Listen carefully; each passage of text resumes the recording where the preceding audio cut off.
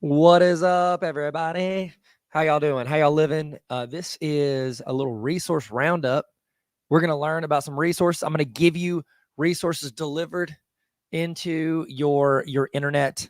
I say inbox. It's going to be on the computer. So I'm going to hand you a bunch of resources for free. Hopefully, it saves you a few $1,000s on Teachers Pay Teachers, and you can learn to do stuff with your students that either engages them and or saves you some time. So pretty much every resource I have is to try to help teachers, make their life easier. So let me pull up the presentation and we will get rolling. I say pull up. Let me make it live because I've already got it up. Here we go. Really just, oh, there we go. People are popping in. Y'all are ready to dance. Here we go. Let me get my screen shared with you. Let me stop singing. Just kidding. I'm going to keep singing. Share the screen. There we go. Window. Boom. Look at that. Oh my gosh. So beautiful. What up? Bonnie, good to see you, girl. Good to see you. I'm excited to have you here. I'm excited that you are here. And I'm excited we get to learn and grow together. So never stop singing. Never stop singing. I got a podcast I've been meaning to launch for about a year and a half called Never Stop Learning. You're the first people to hear that out loud. I would say that my family knows, but they don't listen to me anymore. Nobody cares about dad anymore. So on the screen, you'll see a couple things. You'll see a QR code, but I've also got the link underneath it, bit.ly/Tarver check-in. If you want to get signed in, what it is it'll take you to a Google form. And what that does is it'll send it to you afterwards. There will be a QR code at the end of the session that you are going to be able to scan and get a certificate and all the information. Like at the end of the session is going to be your official one. But right now, I always like to have more documentation than you need. If you've been teaching for a minute, that's really important. And so I like to have more documentation than needed. So this will essentially just mark that you started now so that your principal's not like, how do I know that you didn't just fast forward to the end of the video and, fast forward to the end of the video and then send that to me? Well, this timestamps when you start and that'll timestamp when you end. So you can show them. So what you can do is you can do this, disappear for 3 hours and come back. Kidding. You would never do that. I'll put the link also, sign in link. I'll put it in the chat because I want to make your life easier. Tarver check in. All right. So you should be able to just click that in the chat if you would like, and it will help you sign. It will let you sign in. And then at the end, we will have a sign out. So just throwing that out there. At the end, we'll have a sign out. Usually what I like to do for the first 5 to 10 minutes is stall to give you guys time to get signed in and get access to the presentation. I'm actually thinking, because I've done this presentation a few times and I have it all here in slides, but I think I'm actually going to try something different today, but I still want to give you access to this presentation just in case you don't have it. So there you go. That's it. That was really anticlimactic. In the chat, if you would, let me know where you're watching from and what you teach. I'd like to know where you're watching from and what you teach. Let me know in the chat. So this presentation, so in the summer, I'll do virtual presentations, and I work with co-ops and schools, and they're like, hey, we'd love for you to do a virtual presentation for our teachers. And so this is done with Dawson Co-op. Love them at Dawson. The whole squad, they're the goats. A lot of people say it. They live it. You know what I mean? But they're a great team. And a lot of times what I'll do is I'll work with them and I'll say, hey, would you be cool with my honor roll people coming in to join? And so if you're on my honor roll, shout out if you're on the honor roll. Throw that in the chat. I'd love to know. Where's the honor roll fam? Honor roll fam. Throw it in the chat. I'd love to know. Throw it in there. So honor roll can join. They go to all of the virtual stuff and then they get access to all the other ones. But also, if you are within the realm of the school or co-op that is here, then guess what? You get to go for free too. So giving y'all time to sign in, scan the QR code, click the link, whatever you so desire. I can pin that link. Should I pin the link? No, I won't. You don't need me to. Yo, Kate with the Honor Roll fam, what's up? Good to see you. Thank you so much for being a part of that. I got to last week. I was a coach for Google Innovator, and there were like a couple teachers that came up to me and told me they were in the honor roll, and I was like, "Can I give you a hug? I think you're amazing. I thank you so much for being a part of it." So it's just really cool. So I'm really thankful that you're in that, and I think highly of you. So thank you, Kate. You get that dub. I sent out an email this morning. I was gonna send it out because I've like reminded y'all to the point where I don't want to annoy you, but I sent out another email this morning. I was like, "Hey, you're in the honor roll. Don't forget, you can go to these sessions for free." So I'm just gonna drink this. By the way, Kate, you get access to. Thank you so much for saying it was helpful. I appreciate that, Kate. Thank you. Kimberly, honor roll fam, let's go. What up? What up? Everybody from Arkansas. Everybody that's not from Arkansas, y'all are probably honor roll, and I'm so thankful you're here, Kimberly. Don't forget, Kimberly and Kate. I have like anytime I do something like this, 3-6 hour session, I put it in my training video section. So if you ever need to get your hours, or if there's something you want to learn, you have the time. I've got like 150 hours sitting there chilling on pretty much anything, more than you would ever want to watch of me and my friends teaching stuff. So that's there if you want it. So I'm going to give it a couple more minutes for people to sign in and get jumped on here. I can see our numbers are still going up, so I don't want to bounce over until I feel like everybody's here. But if you want to, go do that. Sweet. A lot of great teachers coming in from different schools. A lot of teachers checking in from around the state of Arkansas and states around it. Maryland, let's go. I've been there. It's lovely. It's lovely. Great place. Great place.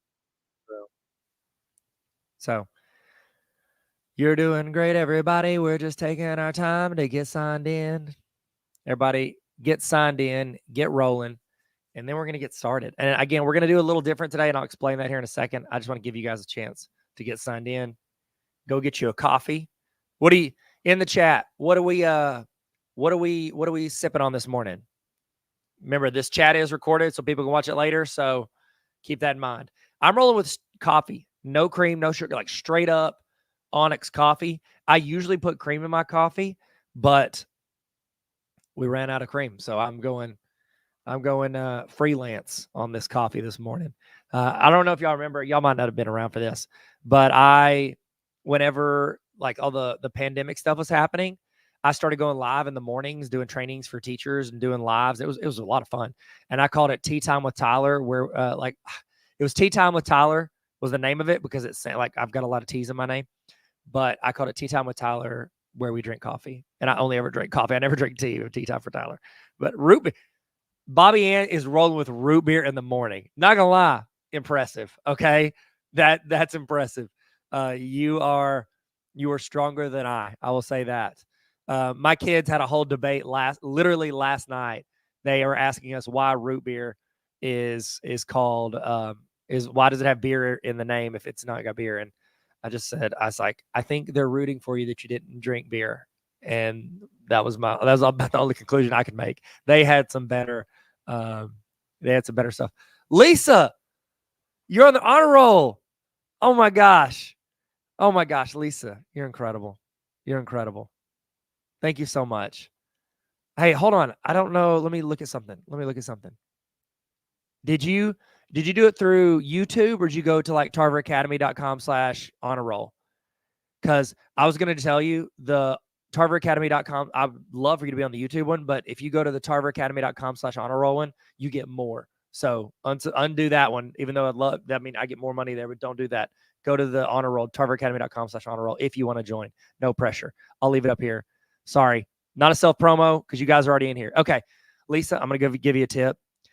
There is like 150 hours on there, but undo that one and go to that if you're interested. It's cheaper and you get way more. I've already got courses on there that I've done, and I'm going to be putting a lot more courses this fall in there. I'm really excited about, but I've already got some courses on there that are pretty good. ChatGPT stuff.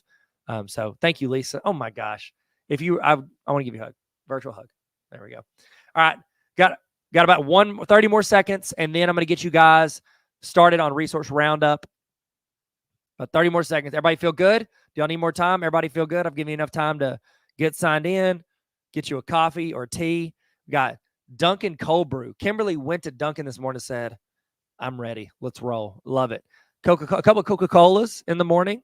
You know what? Whatever gets you started and gives you energy. Melinda went with a matcha. That's fancy. Okay, let's go. All right. Sweet. Everybody feel good? Y'all ready to get started? I think we've had about 10 minutes, so I think it's about time to get rolling with it. And nobody begged for more time, so I'm going to get my shameless self-promotion off the screen, and I'm going to get started. So if you want access to this presentation, I usually do this presentation from here, but I wanted to make sure I want to try something different this time, and you guys can at the end can tell me if you like it or if you didn't like the way I did it. But you're going to get access to both. So there's the presentation, bit.ly/resource roundup 2 gives you access to this. I've got images and links to a bunch of different resources that I have, and you get access to those for free.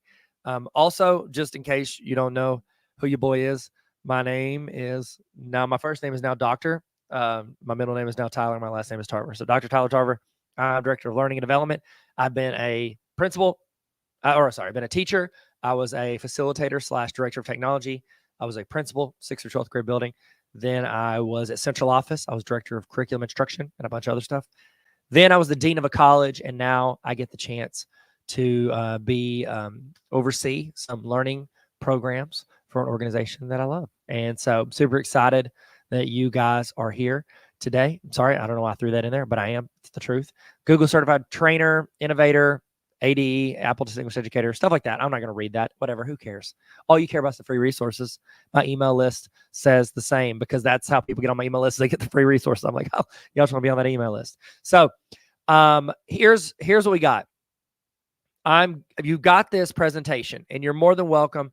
If you want, I'll keep this tab open. So if I'm talking and I'm working through the resources the way I wanted to run through them, and you change your mind and you're like, hey, Tyler, I want you to jump over to slide 14 or 30 or whatever, tell me and I'll do it. Okay. So in the chat is for you guys to be active, whether it is, you're answering questions I ask, or if you're pitching what you want, or if you're adding to what I'm saying. So if I'm talking about something or I show a resource and I give a tip and you guys are like, oh, I also use it for this, or, hey, I found this other resource from this person here, throw it in there. The chat is for you guys to help and add to. It's a very yes and conversation, and I want you to feel like you have the power to do that. I don't see it as cheating to be like, well, I got this resource from Nadine Gilkison that also is helpful. Cool.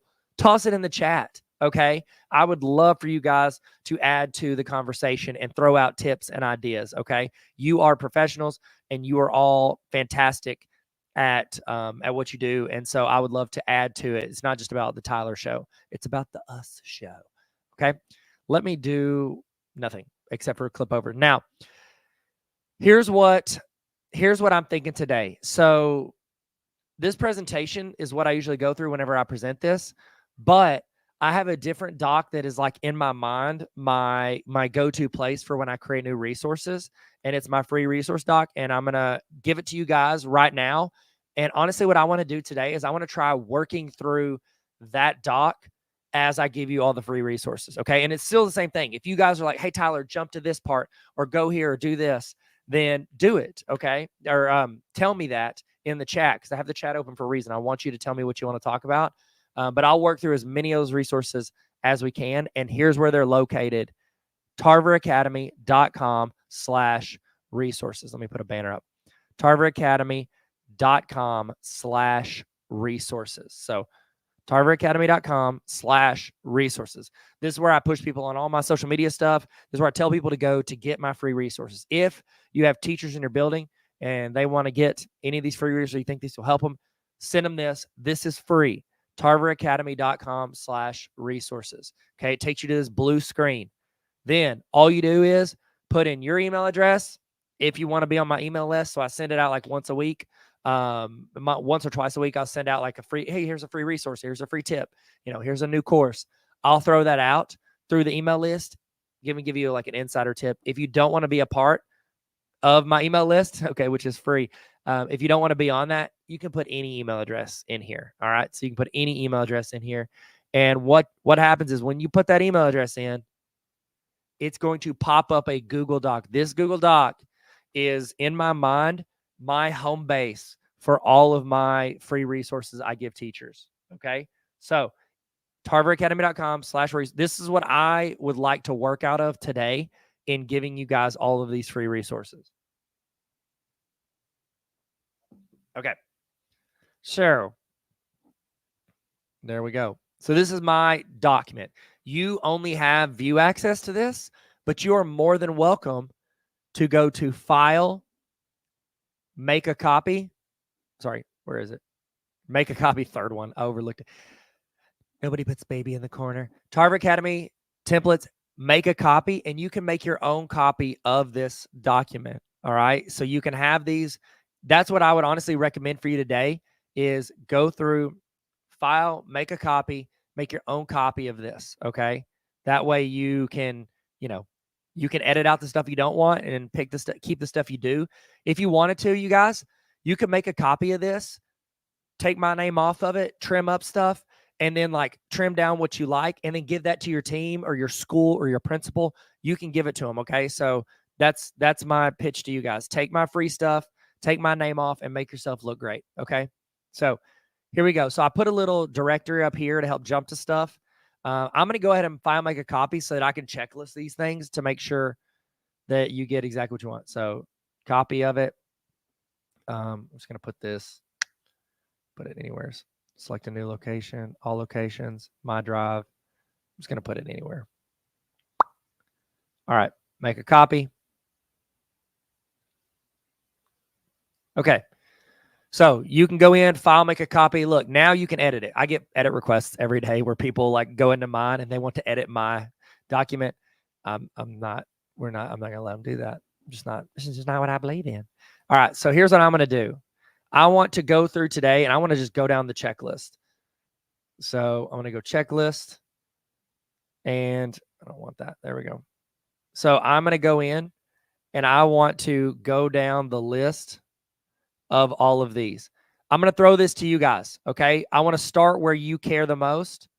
And I'm going to go through all of these, starting with what you want. And I'm going to let you guys pick. Okay. So I'm going to show you all the categories.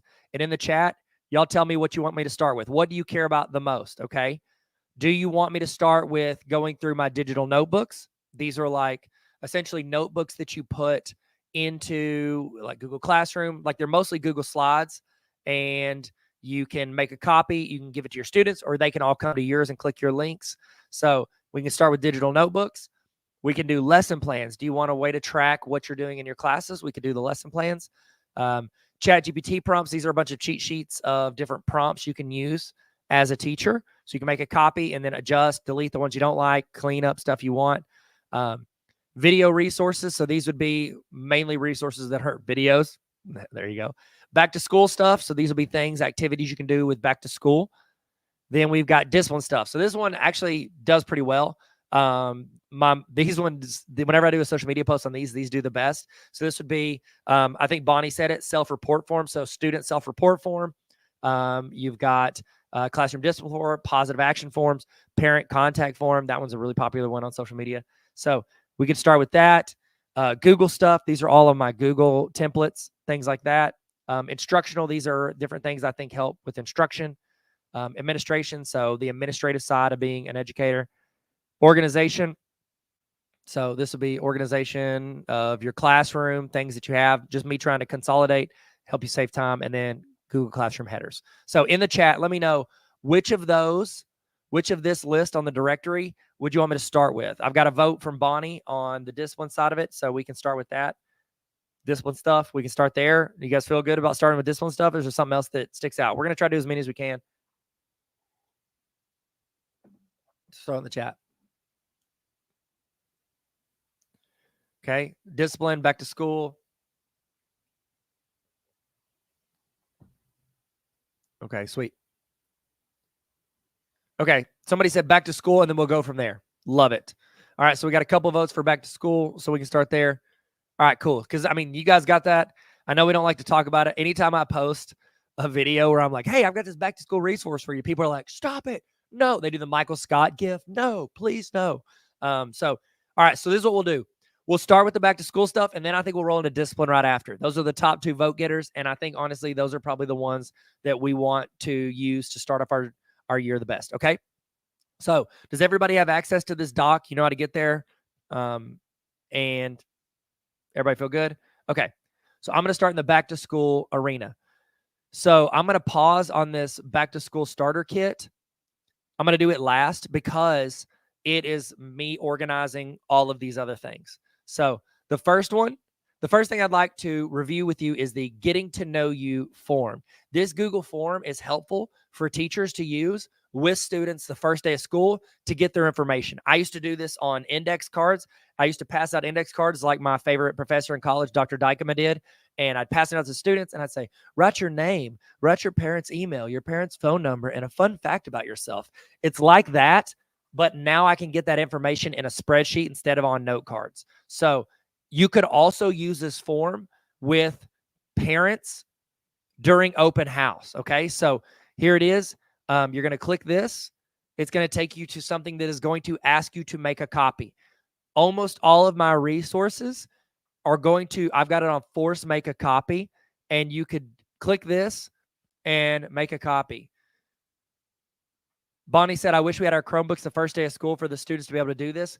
I agree. I agree. It doesn't always work like that. So what you might do, if you want this information as soon as possible, I would have this on a QR code sitting outside your door during open house. So when parents are waiting to come talk to you, they can scan it on their phone and fill this out for you. So you can adjust this to be for parents filling it out or for students. So once you make a copy, remember, it is yours, okay? So a lot of people, I'll get this every now and then, like, how do I get rid of this Tarver Academy header? Okay, I'm going to show you how to do that. Up here in the upper right-hand corner, you see the little Bob Ross paint thing? You can click that, and it'll say header. You can remove the Tarver Academy header. So there's a little quick tip on how to do that. And then you just click up here in the description to get rid of my little stuff, okay?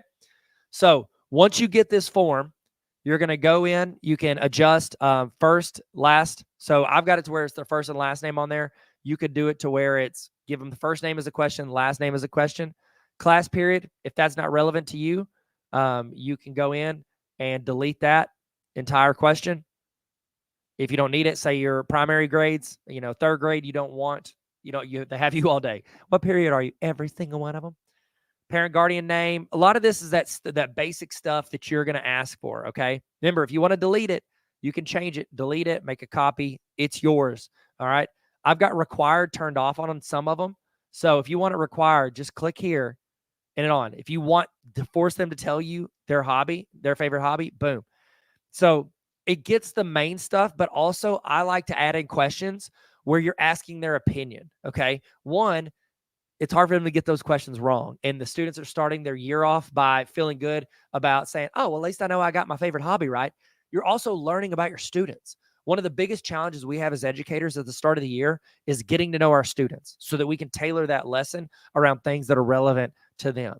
So what's your favorite hobby? What do you enjoy? What's your favorite subject in school? Okay, they can toss that in there. What's your least favorite subject? I taught high school math. My subject would have been on a lot of students' number one for least favorite subject. This one's a crazy one that a lot of people might not want on there, but I like it. What's your favorite Instagram account to follow? I like to put this one on there because I think it's cool to see what your students are putting in front of their face. What are they consuming? And if you get on there, you can A to Z, once you put this in a spreadsheet, you can A to Z sort it. And if you see an account that pops up a lot, it is free to follow Instagram accounts. So you can go in and click those. You can click on that, like sort it by A to Z. And then if you see like at House of Highlights pops up a lot, go follow House of Highlights. And as long as it's appropriate. And then that stuff, that content will pop in front of your face for free. And so that you can now go and like have those conversation starters with your students. Students are walking into class. You're like, hey, did you see that dunk by John Morant last night? Oh my gosh, I can't believe it. You guys know that's a great connection point with students that's free. So what's your favorite Instagram account to follow? Also, if you share this with parents, probably take that one off. How much do you love math or, whatever subject you teach? Put that on there. Tell me something I should know about you as your teacher. This could be in the learning stuff. Do you like sit close to the board? Do you need me to repeat things? So whatever it is, let me know now so that I can, and you can even put a thing in there. This is just for me. I'm not going to present this to the class. Favorite way to learn, you can get that and start trying those things out. A little conversation starter. I added more questions in here than you probably want, but that's because I think it's easier to just trim out the ones you don't want than add in new ones. Answer this question in 200 words or less. If you could have any fictional character as a best friend, who would it be and why? It's fun. And I don't know why that says grade down there. Like that shouldn't be on there. I'm going to delete that from the original. So there you go. There's your getting to know you form. And then you guys know if you want to go to responses, to create a Google Sheet out of this, you go up here and click on that green thing that looks like a Google Sheet. It creates a Google Sheet from that. So you can do this. You can put all your students into one and they all fill out the same Google form. Or after you get it cleaned up and set the way you like, you can make a copy and you can have one of these sheets for each class. What I would recommend, you have one Google form that gets all the students' information. And then you can go here and sort by class period. And then you can make new tabs down at the bottom per class period. So that way you have all this information, but the classes are set. Actually, I'll tell you what I would do. I would have a master list of all your students. And anytime you get a new student, they fill this out and it adds a master list. But then you could also like copy paste and split those off into their own tabs. That is what I would do with this resource. So there you go. That is getting to know you form.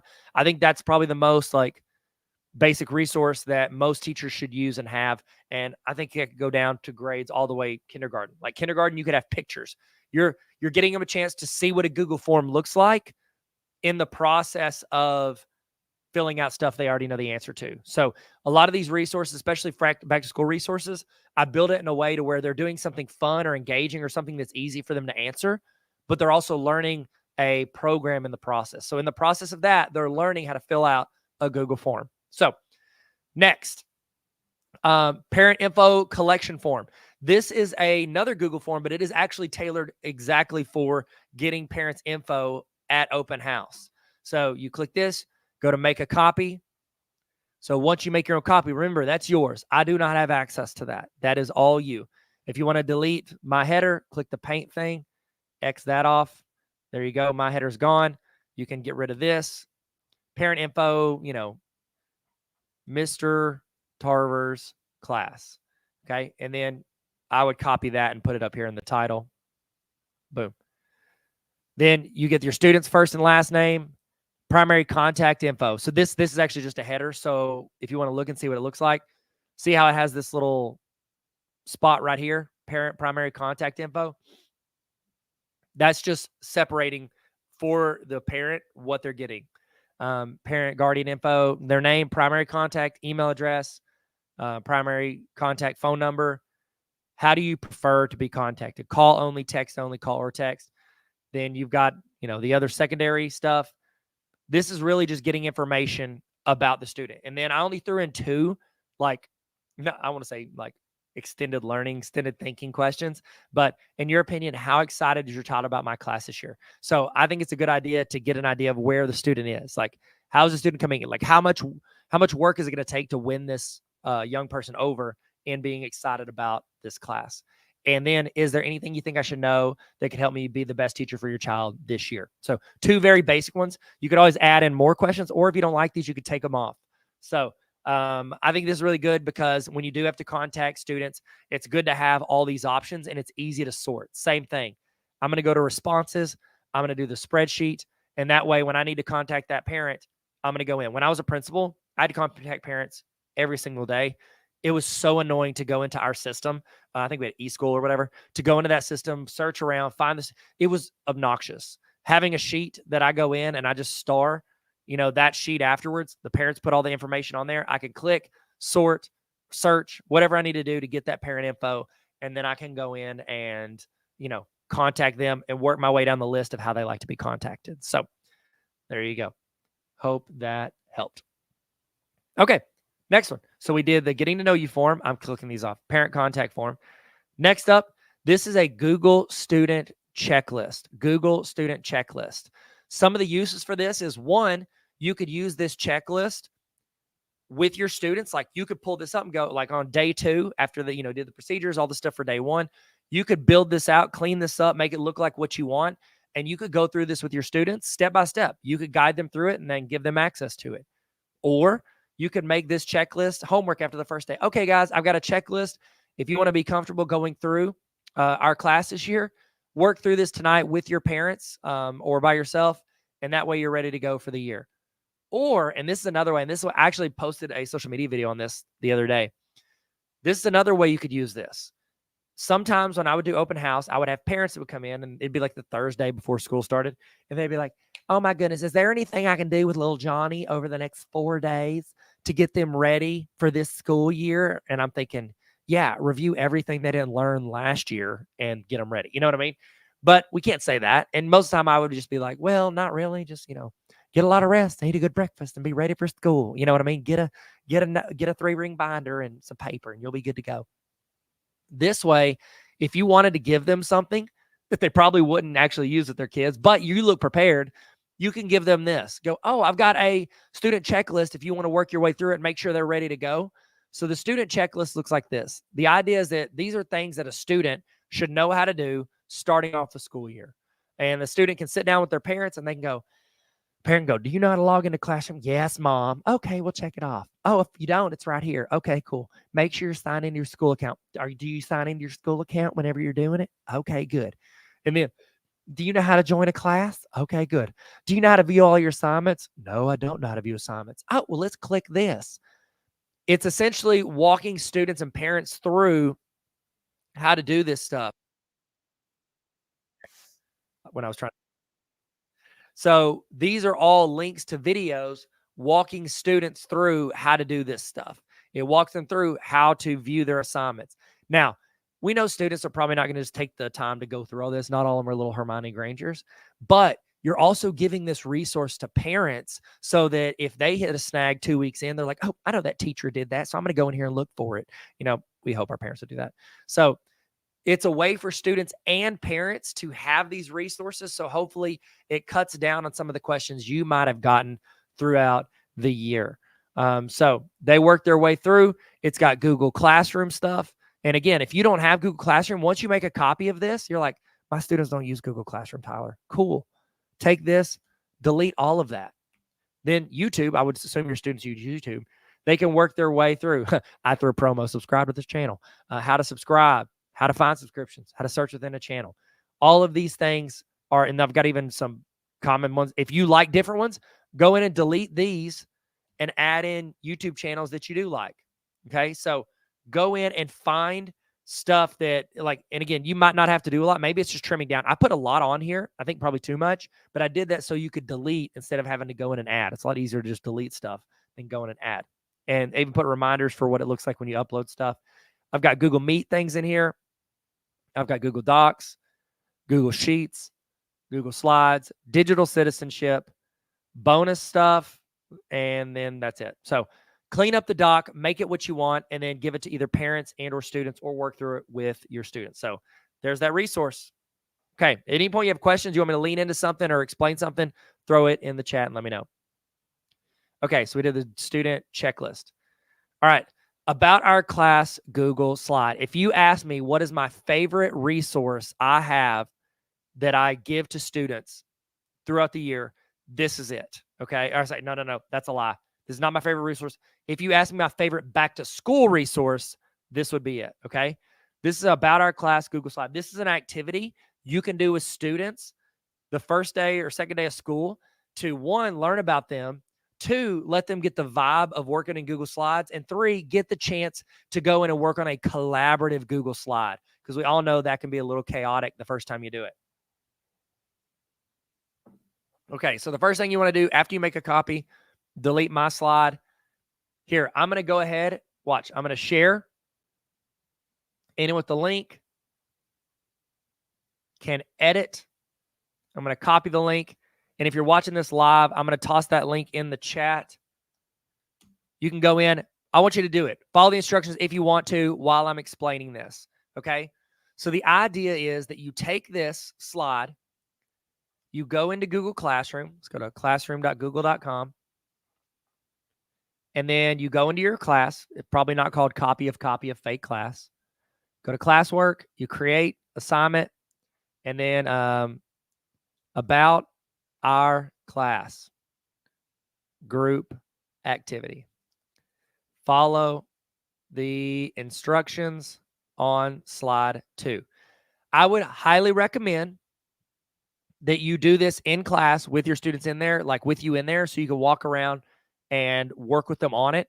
This is a great chance. I would make it worth 100 points. I'm working like 10 maybe. All right.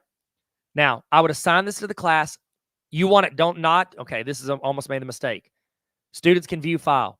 I don't want that. I don't want students can view file. What do we want? Students can edit file, not make a copy for your student. Students can edit file. We want them to have the experience of all of them jumping into a document like you're doing right now, hopefully, and adding information to it. Okay, so we want them to have that feeling. And then I'm going to assign it to my class. So not only are students getting all that, if you're using Google Classroom or whatever you're using, your students are getting the opportunity to go into Google Classroom, click on an assignment, and then when you're done, I would walk them through in class how to submit that assignment when they're done. Because a lot of students, I don't know if this has happened to you guys, ever happened to y'all, when you give students an assignment to work on in a doc, a sheet, or a slide, they'll go in and do it, and then they think they're done. They don't go back and submit that assignment if you provide that template for them. So walk through this whole process of submitting assignments with them on something like this that doesn't, I just say it doesn't matter as much, but they're not having to learn something academically in the process of using, these other things. Lisa jumping in, getting it. Let's go, Lisa. Thank you, Lisa. Anybody else wants to jump in, start adding in their slides, you can start building this as well. Okay, so here's the idea for this. The way I built this out is where this resource can also set the tone. So I've given you all the reasons I love it. But also this sets the tone for your class to where students are following directions from what you give them. My vision for this, and again, you can do whatever you want. It's your class. But my vision for this resource is that you essentially you assign it to your students like I just did. You tell them to go into classroom, and then you're facilitating. You're walking around. You're looking at their screens. You're saying, oh, I see something wrong with the screen. You walk over and you help that student. Students are following the directions inside of what they're doing. Yes, Kate said it. That drives me insane. Why is my grade so low? Because you never turn in your assignment. Yes, students walking through this process with students is a great reminder on something that you can walk through with them. I view this, you think you probably spend like 20, depending on what grade you teach, 20 to 40 minutes. So it might be a whole class period, but I think it's worth it because you're to get, one, you learn about your students, but two, you get the process of learning how to do it through whatever your LMS is, Google Classroom, Schoology, anything like that. They get the process of going through there and clicking assignments, submitting the assignments, working through slides, collaborating, all of that. They're getting the process to do that. Lynn said, will I be able to rewatch this? Yes, you guys, this video, when I'm done presenting this will live on as a YouTube link forever. Okay, so you can go and watch this, the same link you came here with. Keep that link, save it, put it somewhere. You will have access to this forever. You can scrub and go through. I'm actually going to make, and if you're watching this later, look at you, Inception. I'm going to take this and I want to split it up and make this either a course or something built for the honor roll where they can have access to these little pieces attached to all these resources. So back to the resource. But I'll answer any questions you guys have. Throw them in there. So what I did was I built this resource out to where if your students don't know how to do any of these things, maybe they know how to add a new slide, add the title, but they don't know how to insert an image. Look at this. These are links for them to click and go watch a YouTube video walking them through how to do this. So the idea for this assignment is not only are students getting to learn how to do this stuff, but you are setting the tone for your class saying, I'm going to help you in class, but I'm not going to hold your hand and walk you through everything. Sometimes I'm going to give you a tutorial video. I'm going to give you a walkthrough. I'm going to give you the resources to go do this stuff. Okay. So whenever you're doing it, walk around the class, help your students, but also encourage them to click the links and watch the videos if they hit something they don't know. There's so many tone setters for your class, not only learning opportunities for using these programs, but tone setters for how you're going to lead your class, because you don't want to hold their hand and walk them through everything. Sometimes you're going to give them a tutorial video or a video to watch, or you're going to give them links to resources if they need that extra help. You're doing that with this resource, okay? So go in, play with this. Now, I feel like I am cheating you if I don't show you something. I want to show you the easiest way to add in an image into a Google slide presentation. Y'all ready? This is a Google tip I'm throwing in for free. So pause real quick if you're working on your video, because this is the best way to add in an image to a presentation if you don't know how to do it already. You go to Google and say, I want to put in a picture of myself, Tyler Tarver, okay? So I Googled it. I went to images, and I want to add in this picture right here, okay? Click on the image. This right here is the easiest way to add an image into a presentation if you've never seen this before. I click on the image in Google, and I'm going to click and hold. I'm going to hold, and I'm going to drag it up to the tab right here. I'm going to hold it on the tab, and then I'm going to drag it down and drop it. Look at this. I just inserted that image into the presentation without having to download any image. I hate having those images on my computer just floating around in the abyss, okay? I don't like that bucket of images. I just got to go to Google, click, drag to the tab, hold it, and then drop. And that's the easiest way to put images into there. So that's my tip for you guys on that. So any thoughts or questions on this resource before I move on? Throw it in the chat if you would. Thank you so much. This is my favorite back to school resource. I love this one because you heard me yelling at you, Cheyenne. But here's the deal. Cheyenne said I've been doing that wrong my whole life. Here's the deal. If you've never seen it, how would you know? You know what I mean? Like, when have you ever thought to be like, I wonder if I can just drag this little guy over here and drag and drop? If you've never seen it, how would you know? So don't feel bad. There's things I was a certified Google trainer when I learned how to pin tabs. So like stuff like that happens. So I love this resource. And remember, you can edit these. If you're like, Tyler, I don't see any need for transitions. Cool. Delete this. Done. Okay. So pick and choose what you want. And you can even swap out the link. Say you don't like my explanation of it. Go find you one you like and switch it out. Okay. So there you go. And take that, use it, make a copy, anything you want from that. Cool. All right. I'm going to stand for a little bit. I get lightheaded talking, sitting down. Okay, cool. All right, let's keep moving to the next template. So I'm going to check this off right here about our classic Google slide. Okay, so this next resource, and I've got two of them, okay? You can use either one, and also you can edit and change these. This is a which is better icebreaker game. So whenever I do keynotes at schools, I actually have this game in my keynote. I did this as an energizer at the Google Innovator Academy like last week, and I think people liked it. It's pretty fun. I enjoy it, but it's a great one to do with your students if you want. It's not awkward and everybody gets to be involved, but then also you highlight one student, okay? So you click this. It's going to take you to a Google slide presentation. You can use mine and click through it, or you can file, make a copy. Go to file, make a copy of the entire presentation. I don't want it in my presentations. I need to go and clean that up because I bet I've done this on a ton of videos. Oh, nope. Not in the presentations, Tyler. Chill. Choose where it goes. I'm just going to stick it in my drive. Okay. So once you get a copy of the presentation, Cassidy said you can put the link for all the documents here as well. Sure. You can also get you can get access to this at any time through tarveracademy.com/resources, and then just put in any email address, your email or somebody else's email. So I'll toss it in the chat real quick. 1 second.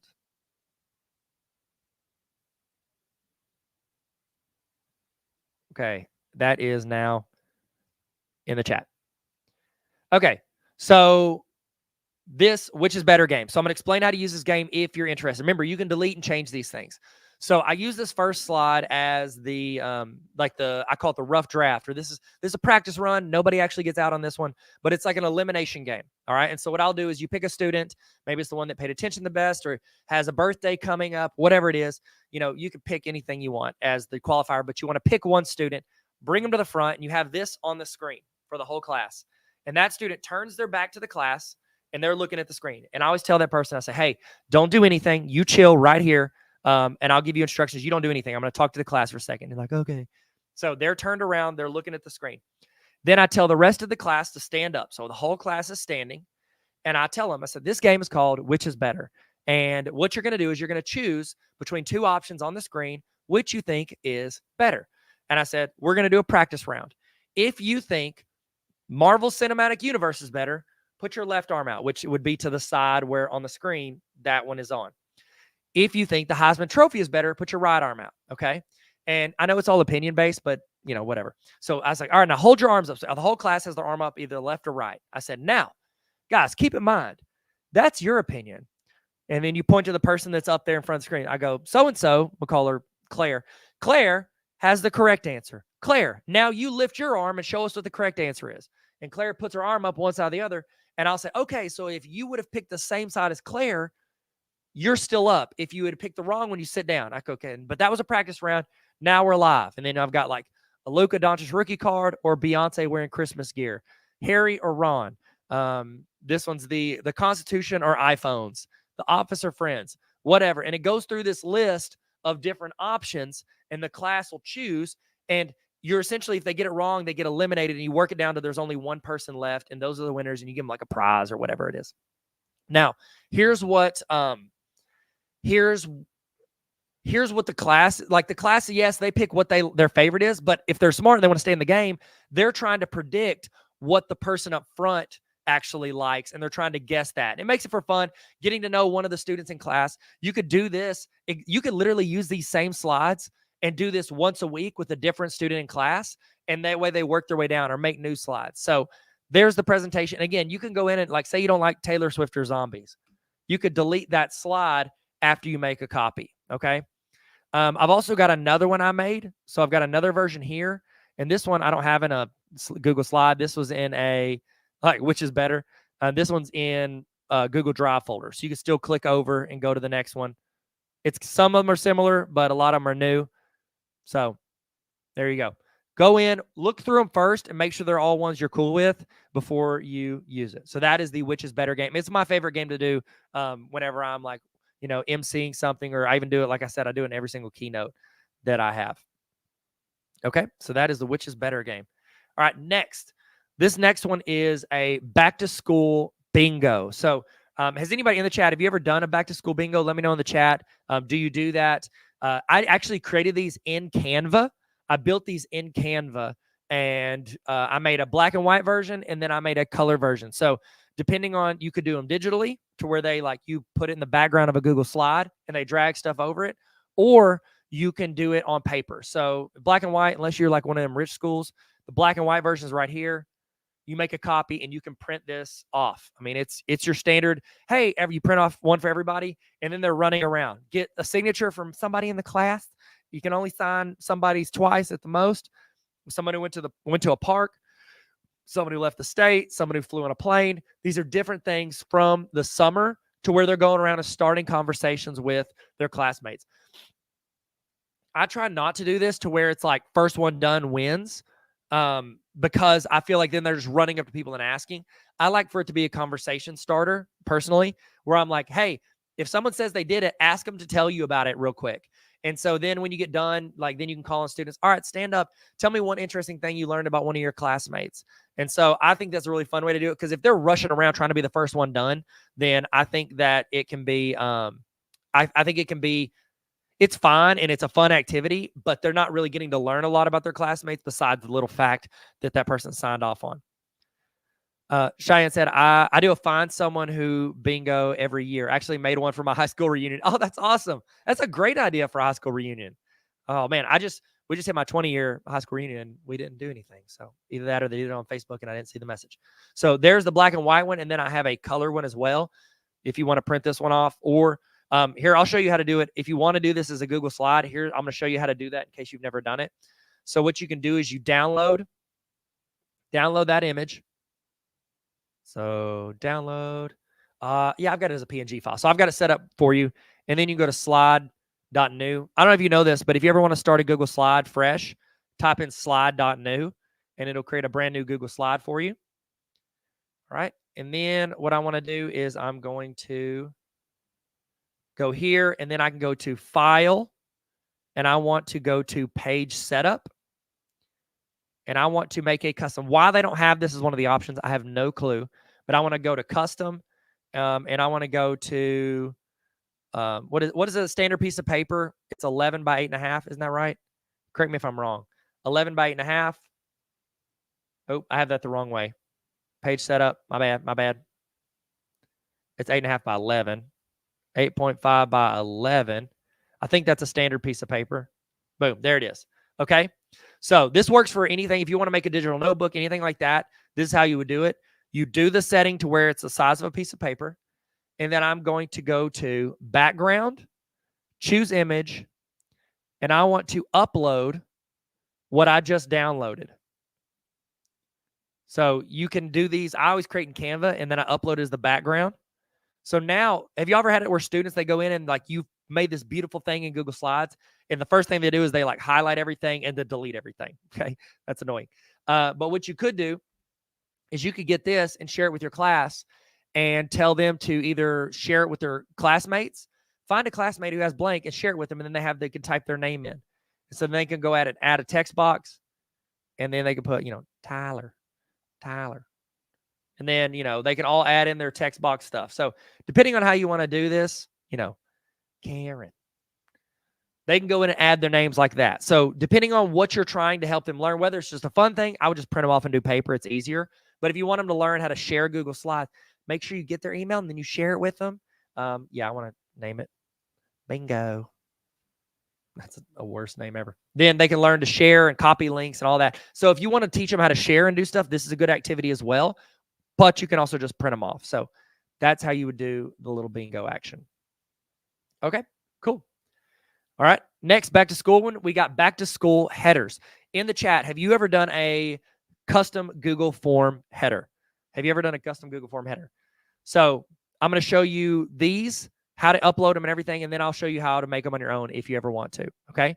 So these are back to school headers, and the idea is if you use Classroom, in the chat, tell me what your LMS is. Do you all use Google Classroom? Do you use Schoology, Canvas? What do you use as your LMS? Let me know in the chat.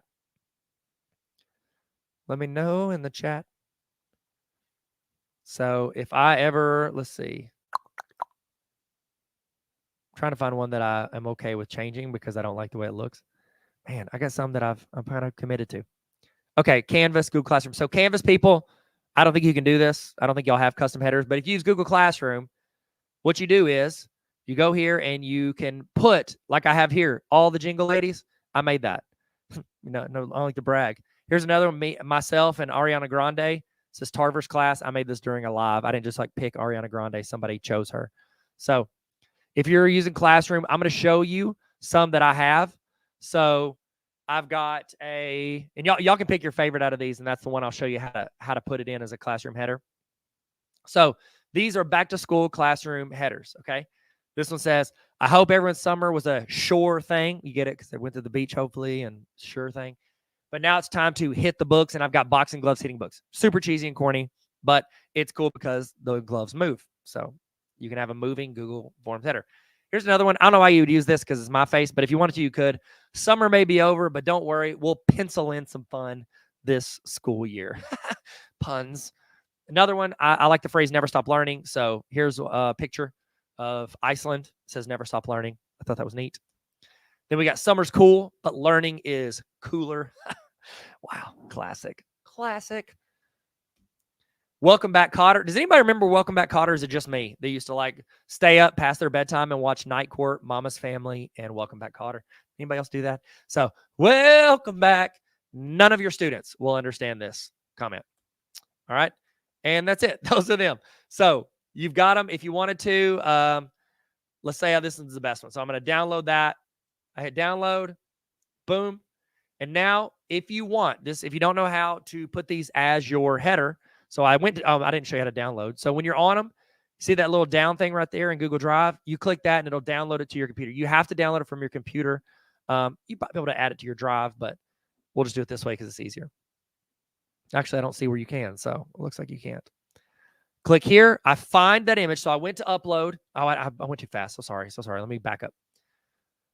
I go to my Google Classroom. In the upper right-hand corner under Stream, it's going to say Customize on top of my header. And then I can go in and I can pick a color if I wanted to. Well, that's actually for the theme, but I can go here and they have like standard ones you could use. So I could switch to one of these, which they're fine. They're pretty basic, and they probably see them in all their classes. or they can hit upload, and then you can upload one from your computer. I just gave you that one. Now, I don't know why it does it, but it does it to where the sizing's wrong. So you need to drag it to where it fills up the whole screen. That's what I would recommend. Select set class theme. And then here in a second, it should change it. Boom. We have a custom Google class. That one actually looks pretty sick. Not gonna lie, that one looks pretty dope. I love that one. So there you go. That's how you do it. Now, if you wanted to make your own, and I actually love doing this, I highly recommend this to teachers. One fun activity to do with students, if you have Classroom, go to Canva. Does everybody have the education? You know, with education, you get like all the premium features or pro features through Canva. So you go to canva.com and you just search Google Classroom header. It's going to pop up a ton of templates. I love doing this with my students the first day, and I'll just say, hey, let's create one together. And so what I'll do is I'll have them choose. I was like, which one do you guys like? We like this one, blank, choose this one, blah, blah, blah, and let them pick. And then you use that one as your start. And then you ask your class, what do you guys want to put on here? And let them add it. Fun fact, it's going to have a lot of memes, a lot of memes, a lot of GIFs, things like that. But that's fine. The reason I love letting students help pick what goes on our Google Classroom header is because every time they sign into Google Classroom, they're going to see something that they had a voice in. And I think one of the biggest challenges for us as teachers is to show the students it's not just my class as the teacher, it's our class, okay? And helping them feel empowered to be a part of the class. So welcome to, geometry, whatever you want. I don't know, that's class. We'll just put 2024. All right, you can delete that. You can go in, you can add elements. What elements do y'all want? We like YouTube. All right, we'll put a YouTube graphic in there. So you can go in. I don't know why I put it right there in the worst spot ever. There we go. YouTube graphic. You can put a YouTube background, whatever you want in that image. So go in, edit it, let the students add stuff. You can even download stuff from Google, import it. That's a fun activity to do with students. But if you don't want to and you just want to have those back to school ones, I've got those headers right there for you. So there we go. All right. Now, we've only got one back to school, like geared towards right back to school resource, and that is the back to school starter kit. So I want to show you what the back to school starter kit is. And I think it's a really good one because it helps as a little checklist for you, but also has resources where you can make templates. So it's going to link out to some of the stuff in the other section of back to school, but also it's going to link out to things that I have across my free resources. So back to school starter kit, click on that. I've got this one set up to where it doesn't automatically make a copy. Maybe I should change that. Actually, I'm going to go ahead and change that right now. In the process, I'm going to show you right now how to do it to where it force makes a copy. Okay. So if you have access to one of your documents like this, in there at the top where it has the link up here in the Omni box, somewhere near the end, it's going to have the word edit. Okay. Sometimes it just says edit. It'll be like /edit. Sometimes it'll say /edit equals, and then it looks like the matrix. Okay. What you do is you delete where it says edit and you write the word copy. Okay. Then I'm going to take that link and I'm going to copy it. Boom. See that? Now, anytime someone clicks that link, it's going to force make a copy. So I'm going to go here. I'm going to change that. So whenever people go into my back to school stuff, it actually forces a copy for them. Let me do that right now. Thank you for challenging me. All right, cool. We did it. So I'm going to make a copy of that doc. There we go. Now, this is a back to school starter kit. What I would recommend, if you wanted to, you can make this adjusted for your school, whether you use it just for yourself or you go out and make it to where it links out to the things that your school actually uses. Say you don't use a Google form for classroom discipline. Say you have like eSchool or some system. You can link to that and then put it in here. Okay. This is supposed to be, I made it as generic as possible so that anybody could make a copy and edit it and change it to what matters for them. Okay. So here's some of the things that are in this back to school starter kit. Right here, frequent links. So I'm assuming you probably have a school Gmail account, Google Classroom, maybe Google Drive. If you don't use any of this stuff, you can go in and you can delete it. We don't use Google Classroom. We use Canvas. Okay. Canvas. And then you can link out to Canvas. Okay. All right. And you can actually go to your specific one. Google Drive, you probably go to Drive a lot. All right, these are cheat sheets, so I'm going to review those. I'm in some different sections of this, but these are different Google cheat sheets for teachers. There's a Google cheat sheet for teachers. It's got all a bunch of little tutorials, walkthroughs, helpful Google things for students, and then for parents. Then I've got some digital notebooks here that I like, and then some helpful websites. All right. Then this is the one this is part of it that I personally really like. So this is a start of school to-do list. Once you've made a copy, you can actually click on these and check off. Do I have a teacher website? Okay. If you don't have a teacher website, I've linked out to one that I think is really good, and it's free. Yes, you can pay to level up, but honestly, the free one works fine. This is super simple, and I'll show you what mine looks like. Solo.to/Tyler. This is it. You can pick a background. You can put your face on there, a little bit about yourself. And so you can give this to parents, students, whoever. It's just a basic teacher website that links out to different things for your class. Check. If you don't want to do it, just check it off. You're done. Student Google Skills Checklist. That's one I've already talked about, but you can give that to your students. Getting to know you form. That's for you. And I've got a link to that. Parent info, open house. Like, these are all different things. I haven't talked about email templates. If you want to click this, setting up email templates for the year. I think this is super helpful. But if you don't, you can click it off. There you go. So work your way down the list. And I've told you who it's for. Green, these are for the teacher. These are for the students. Okay. Online classroom etiquette. This is a video walking students through how to do online class if you have to ever go virtual. Also, really helpful for them to know if they ever use the computer.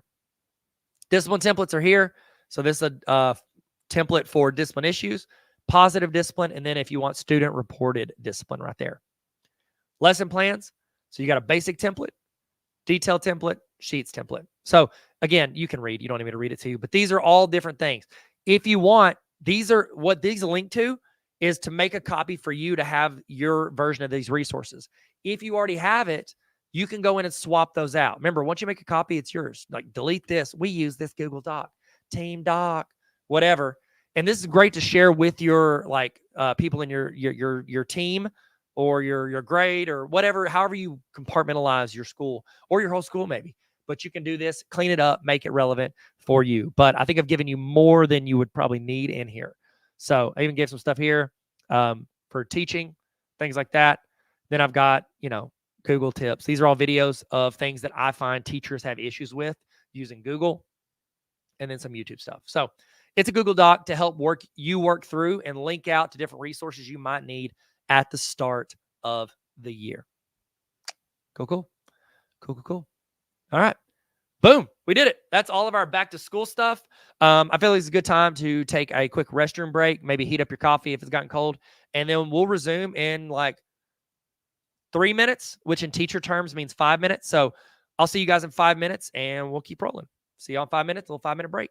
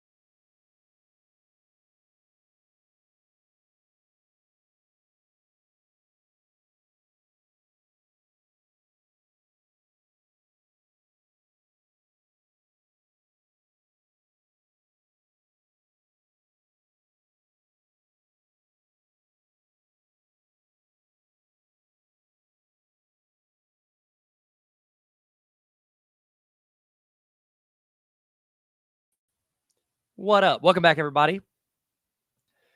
Okay, so what I'd like to walk through next are some discipline resources that you can use that might help you. So we're going to start with kind of the most basic that we have, and that is a classroom discipline form. Classroom discipline form. So this would be a form that you can use for your class. Maybe it's just for you to record discipline, or maybe you use it for your grade level, like your team, like you all share the same form so you can see that sheet and be updated, which is super helpful because I like that you can go in and say, say I'm a third grade teacher and I've got 4 other third grade teachers. And maybe our students had just started rotating between classes. Well, say little Johnny acts up in my class at the beginning of the day in math, and then he acts up, but it's not like it's just verbal reprimands. He doesn't like have to go to the principal's office. I can put that in here and it pops into the sheet. And that way, when Johnny goes to the next class, he doesn't get a reset. That next teacher, when those students come in, they can glance at the sheet, see if anybody's been acting up that day, and they can be like, ooh, looks like Mr. Tarver had issues with little Johnny. You know what? Before we start class, I'm going to call Johnny up. Hey, Johnny, can I chat with you outside? Call him outside and go, is everything cool? Is everything okay? Yeah, it's fine. Okay, I'm just making sure. I know you maybe had some issues in the first class, so I want to be able to prevent any of that from happening. Is there anything I can do as a teacher to help you this class period so that that doesn't occur? So really good if you share it with grade level and you're all in there, or maybe, and this is what I did when I was a principal back in this like 2013, I used this to report discipline for my entire building. And so this is a classroom discipline form. It's going to prompt you to make a copy. So once you make a copy, remember, that's yours. I will not have access to any of your student information, anything on there. In the chat, what do you guys use, or in the comments, what do you use to report discipline now? I'd love to know. Is it a school-wide thing? Do you have anything for yourself? So maybe you have a school-wide thing. Say you're supposed to, like, if you send them to the principal, you have to fill it out through eSchool. I think this is still something important to have, to where you can record discipline for just your classes, because you need documentation of the little stuff. As a teacher, we try to handle most things in our class, but that leads to a lot of little things that eventually they do one thing at the end that's like, okay, send him to the office. Johnny, you broke a pencil. Get to the office. But Johnny's been acting up every day for 3 weeks. Well, as a principal, I know this. I'm sitting on that side of it. A kid came to me for breaking a pencil.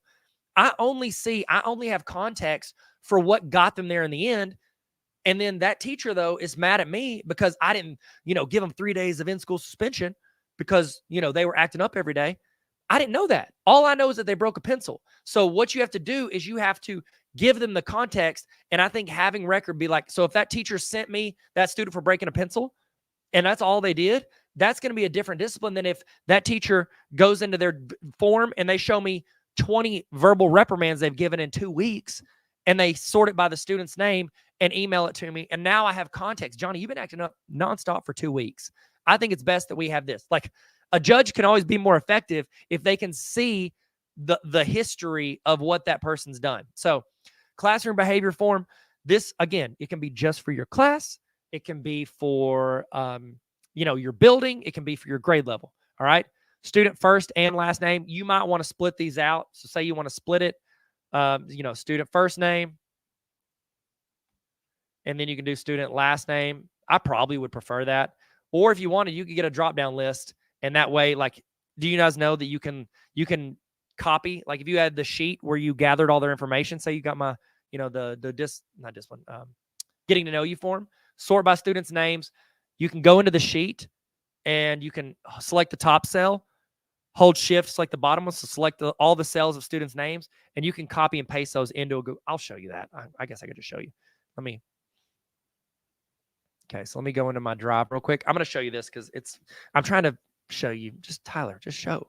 All right, I think I've got a list right here. Okay, so I got a list of students' names right here. All right, what I can do if I want to, first I need to freeze this. Okay, so I can sort A to Z, so they're in alphabetical order. And then what I can do is I can select the top cell, hold shift, select the bottom cell, so that'll select everything. Then I'm going to copy. So Command C or Control C if you're on like a Chromebook. So I've copied all those cells. Then I can go over to my form And I can just do, student name. That means I'm going to delete this. Then I can go here and I can change this to multiple choice or drop down. I don't know. Are you in the chat? Are you team multiple choice or team drop down? Let's do drop down. I can go here and then I can paste. So I just copied all those names and then I can paste them here. Look, watch this. Boom. So I don't know if you guys knew that you could do that. You can go into a sheet, select cells, and then go paste them into a form. Now, whenever I go into that form, I can do this and pick the student that had the issue. That way I don't have to type in the student's name. The quicker you can make a Google form, the more likely you are to actually fill it out. So I recommend this. Delete just what you need. Do not overdo it on this, because then you'll dread putting anything in. You want it as short and sweet as possible. Date of incident, if you're going to fill it out the day of, I would honestly delete this one, because guess what? It timestamps every single one you send. So if you're going to do it as soon as you do it, all the dates will be in there because you've timestamped it. Class period, there you go. That might apply to you, might not. Behavior, what did they do? And I did checkbox because sometimes it's more than one, and with checkbox you can actually select more than one. Describe the behavior that led to filling out the form. Also, if you're in a place where you can just talk, I would just step out in the hall, use your phone. Say you have this as like a short thing on your phone, hit the voice thing and just talk. That way you can get the information out quicker. Describe how you should improve. So actually this one, it would be is if the students are filling it out, which I'm going to give you a better one for that. So you probably want to delete that. Again, those are all from how's your behavior affecting the class. Those would be if the students fill it out. This would be a little, I think, too detailed for the student to fill out, and I'm going to give you I have a better resource for that. But if you do like this resource for students to fill out for themselves, you could do that. But there you go. So you describe the behavior. What did they do? Do I even have that in there? Oh, man, I need to add that. Okay. What happened? And then I would make that a long, paragraph answer. There you go. So I've got their name, class period, behavior, and then what happened. So that is the quickest way for classroom discipline to get recorded. All right, that's what I would do. Make a copy. Then you take that form and you put it somewhere that you can find it. You can star it. Actually, don't star it, because then you're starring like the editing version of it. What I would recommend is you take the preview and then you star this. So I would star this, and then I'd put it in my bookmarks bar. So it's super easy for you to click and go to, okay? Because you're going to want to fill it out on this side of it and then go to this side of it. So that's just Tyler's tip. Follow your heart. Okay. Classroom discipline form. Okay, so this resource is something that I actually used in my class, but it was before Google Forms. So I actually used this resource on paper. So I had different colored pieces of paper. So I had three. I had I had three. I forgot one of them. Forgot one. Then one of them was the missing assignment form. Oh, one was like a late assignment form. They fill it out if they turn something late. They have to turn it in with their paper. The next one was a missing assignment form. So if they didn't do the assignment, it's that while we're grading the assignment or going through it, if they didn't do their homework, fill that form out and turn it in. And then you would go to the other one, which is a student discipline form. Let me answer this question from Cheyenne. Said, how do other teachers see your response on a specific student? That may be no, it's not a dumb question at all. Okay, so I'm going to go back to this classroom discipline form. So on this, like I was talking earlier, you could share this among your team or your grade level so that everybody can see it. So that would mean that once you get this, you need to go here and you need to add collaborators. And that way, if you're all putting it into the same form, like say you have a grade level discipline for like, verbal reprimands and stuff like that, you would add them as collaborators so they can all be in the editing side of it. Now, how do they see your responses? So when you go to responses and you're here, when you create this sheet, say it's your form and you want the other teachers to see it, but you don't want them to be able to input their own, that's fine. This is kind of similar. You just change who you don't share as collaborators. But this right here, this shows like a spreadsheet as they come in of different discipline issues. So what I would do is I would hit share, and I would add in those teachers that need to see this stuff. So again, if they're all collaborators and they're all putting it into the form, then you're all going to see each other's names pop in here as the discipline stuff happens. So great question, Cheyenne. Great question. So, and if like say you want them to see it, but you don't want them to be able to put stuff in the form, it's just for them to see what's happening in your class, then you can just share with them, view access, So like when I add in my buddy Matt, so I could add in Matt. I don't want him to edit, view. So he can just see what's happening. So now Matt's going to be able to see whenever I submit discipline stuff to this, but he's not going to be able to put things in there. So there you go. Okay, good question. Good question. Okay, so we're talking about student-reported discipline. So in my classroom when I was teaching, I had these salmon-colored pieces of paper. And if a student acted up in class, first strike is they get a warning. So I just like put their initials on the board. Second strike is they would get one of these pieces of paper. So they knew the procedure. If they got one of these papers, they had to fill it out. Did they have noon detention? No. Did they have afternoon detention? No. Did they go to the principal? No. It's just the second time you've acted up in that class, you got a warning, and now you get this paper. They had to fill it out, all right? Now, then was on paper. Now I would do that with if I had students in class every day, I would use this as a form and I would have it linked in my classroom or Schoology or Canvas. I'd have it linked.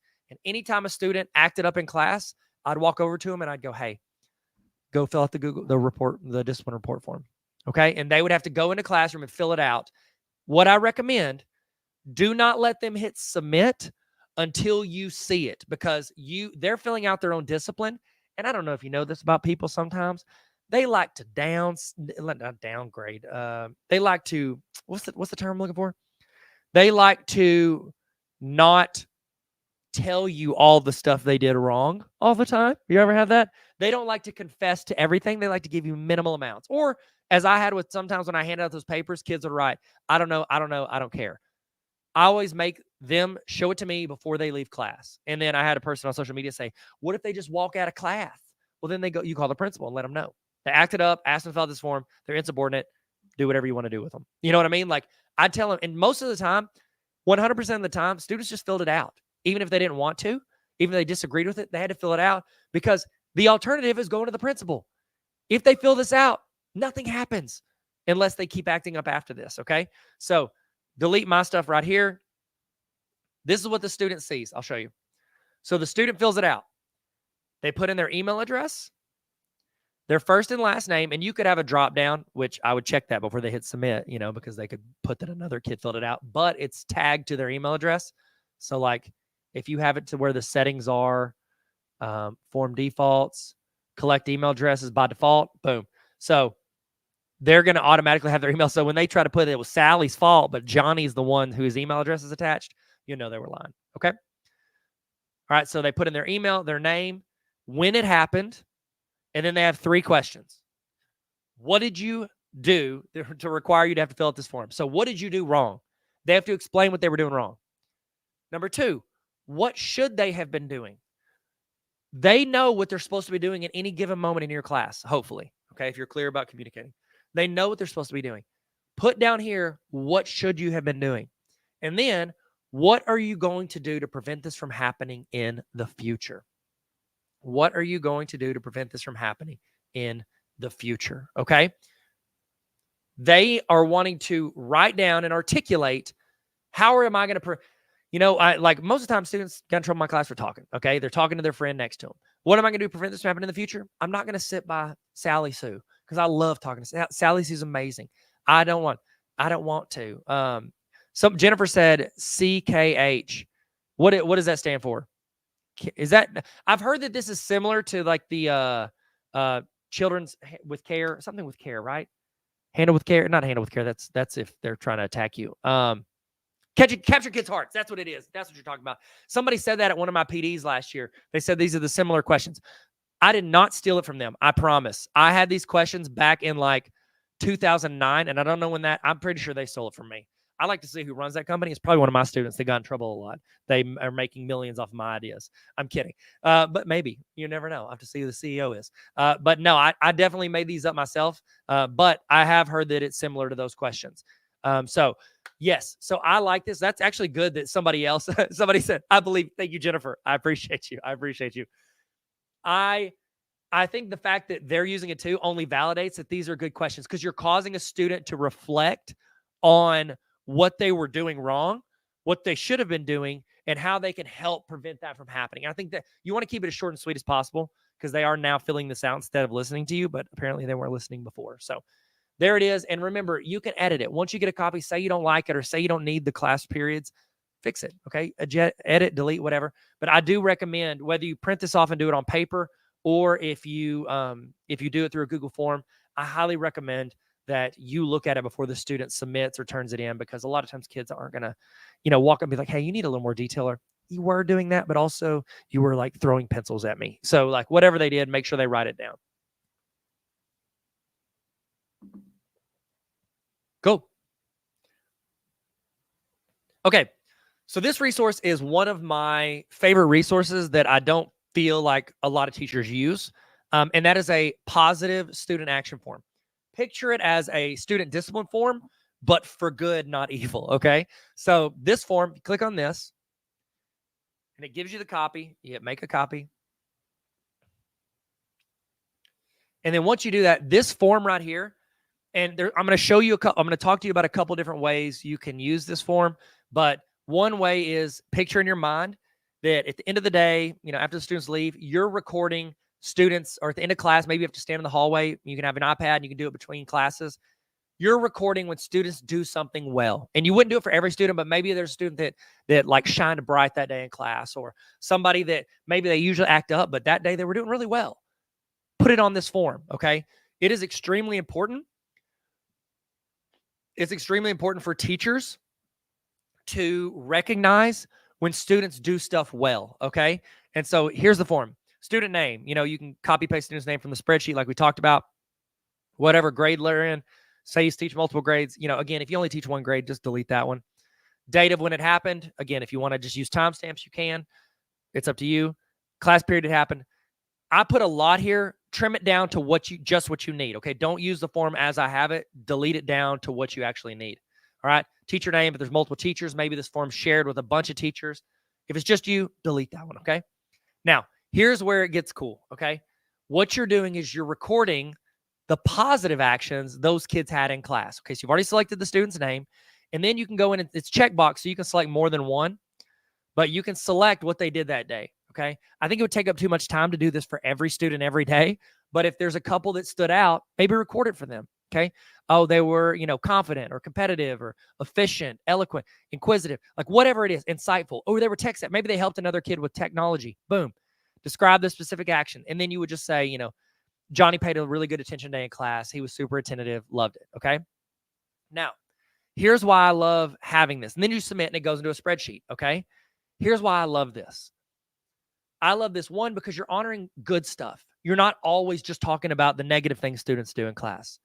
And where that can really shine and help you as a teacher is whenever you have to have a parent meeting or a parent-teacher conference, and you're showing them the spreadsheet of the 20 times that their kid was awful in class. Hey, here are 20 times little Johnny was absolute, dog water in class. Probably don't say that, but you know what I mean? Like they were terrible in class. That's hard for a parent to hear, because they're going to get mad at you, or they're mad at their kid, or they're mad at themselves because they feel like they failed as a parent.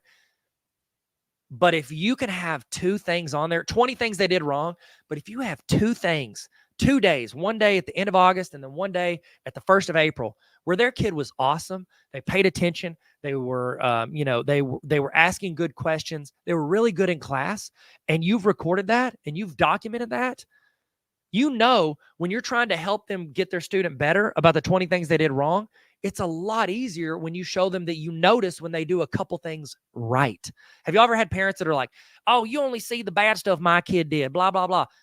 You see the good stuff, but we just don't record it because we're not used to doing that, because it's not a necessity. We don't have to document it always, but it goes so much further with parents when you talk about the good stuff. And when you're sitting down with them, you can be like, hey, I know Johnny had 20 days where he was acting up on here, but he had 2 really good days.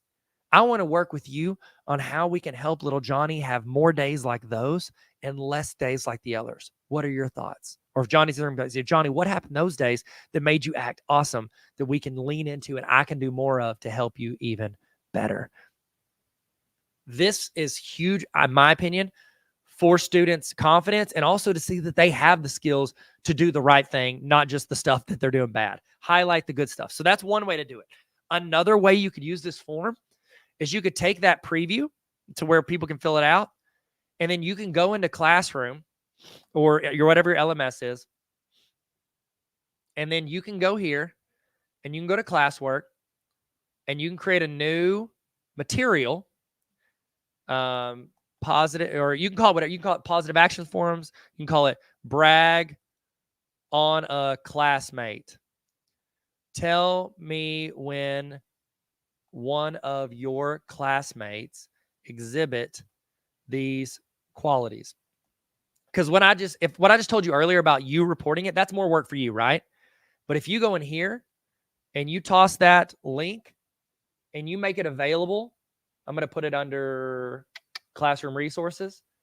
Now your students can go in at any time and brag about one of their classmates. Okay. And are all kids, well, my students would never go in there and do that on their own. Fine. Then what I recommend, this is what I recommend you do. Now, this is how I prefer people use this form. You ready? Because it doesn't take up much of their time and the students are being more empowered to do it. Last 5 minutes of class every Friday, what I would do is I'd go, okay, class, as you put your bags up, don't forget, let's all go into Google Classroom and we're going to go to Classroom Resources. We're going to click on the Brag on a Classmate form. And I want you to fill that out about one of your classmates right now and have all the students in class go in, click some stuff and brag about their classmates and hit submit. Okay. And then that next Monday, you could come in and you could pull that form up and you could be like, hey, you know what, Johnny, you got like 4 different people who saw how insightful you were last week. Give it up for Johnny. Everybody clap for Johnny and celebrate. It is a great moment to celebrate the qualities that are important to you and your class. Now, one of the added benefits to this is that your students, even like say they're students that aren't like getting voted for, they're still every week looking at a list of qualities that you care about and their classmates care about. Students might actually fight to be mentioned. Kids want to be bragged about, even if they say they don't. They want to be bragged about and praised for stuff. It is a great chance for them to do that, okay? So, Charlotte said, it would be great if this could link this form to an email or doc that could automatically generate to the parents so they could see it on it instantly. You can, so I use Autocrat. So I've got a couple of tutorials on Autocrat on YouTube if you want to check them out, to where Autocrat can do it.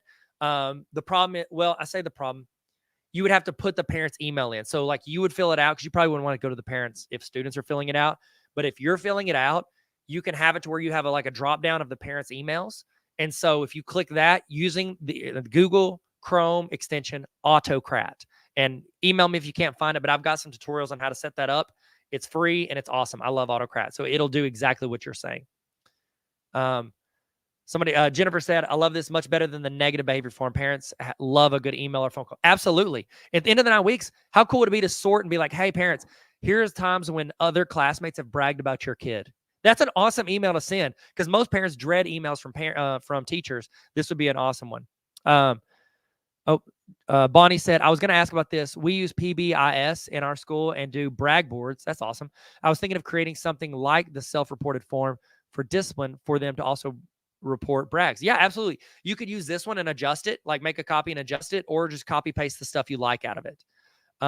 Maybe we could do a QR code that links to the list of brags. Yeah, that's a great idea. And you could do that with this. Do y'all know the easiest? I'll show you the easiest way I found to make a QR code. So let's say you wanted this to be on the door and students could brag about each other and they could do it through the QR code instead of putting it in the LMS. So what you would do is you would take this link. So I'm going to copy that link. And then I like Canva. I use Canva. And then I just type in search QR code. So go here. I pick a template. I'm going to go scan me to brag about a classmate. And then to put that I'm going to delete that. Okay. So then I want to go over to apps and I want to search for QR. Well, I don't need nothing crazy. QR code. And then you paste the link to your Google form. Boom. There you go. And then you can put it in there however you want. There you go. You have a QR code. Now you can tape that up around. You could tape that up around the classroom or on the wall or whatever. And you could do this for your whole school. If you had the ability to do it, your principal wanted to do it, you can make this and do like a brag Google form. And then your principal could highlight that person, over the intercom. It just creates a culture where you're talking about the good stuff too. Because very often in schools, we talk about academics and don't do that, don't do that, don't do that. This is a great way to talk naturally and let the students brag about each other. I love setting up that culture. I promise you, I would have these pasted all over my school if I was still a principal. I would toss them everywhere because I think it's a great thing that you can do for students. Cool. All right, let me clean this up a little bit. I've got so many of these. Bye-bye, bye-bye.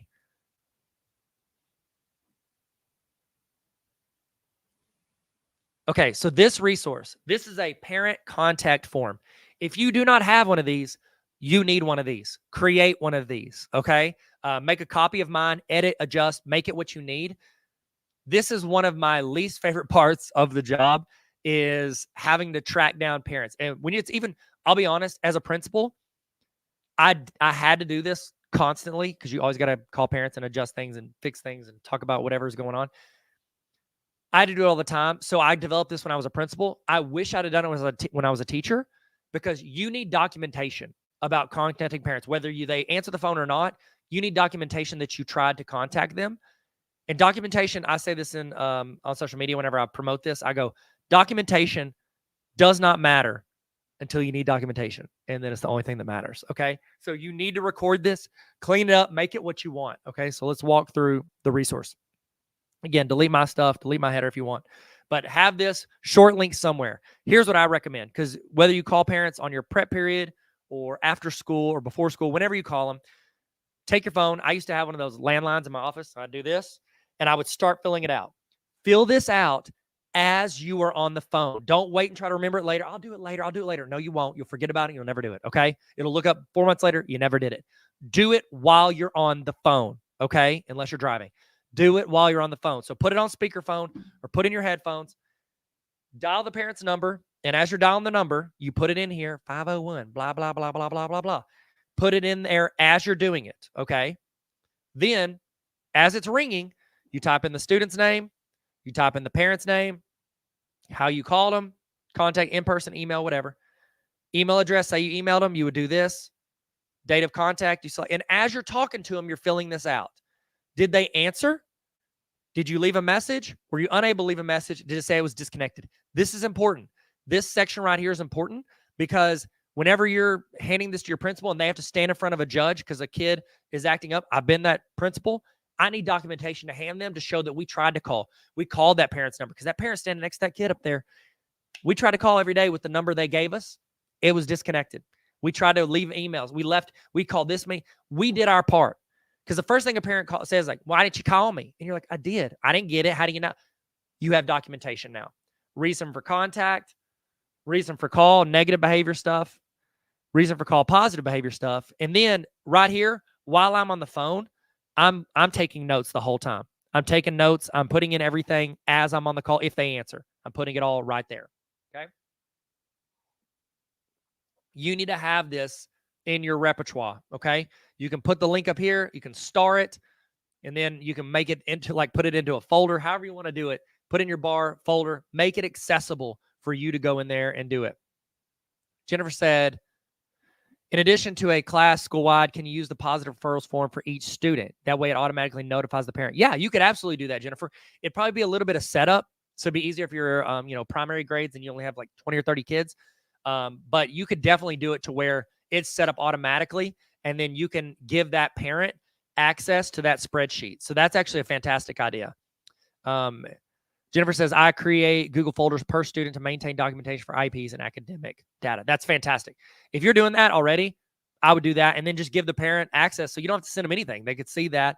And if they wanted to, they could set it up to where the Google form notifies them whenever you put something new in there. So, or you could set it up like that. All right, cool. So there's the parent contact form. You need to have this. So in some form or fashion, you need to have it. And then just go in and clean it up, delete my stuff out of there, take off my header, unless you just like my face going like that. You can leave it on there.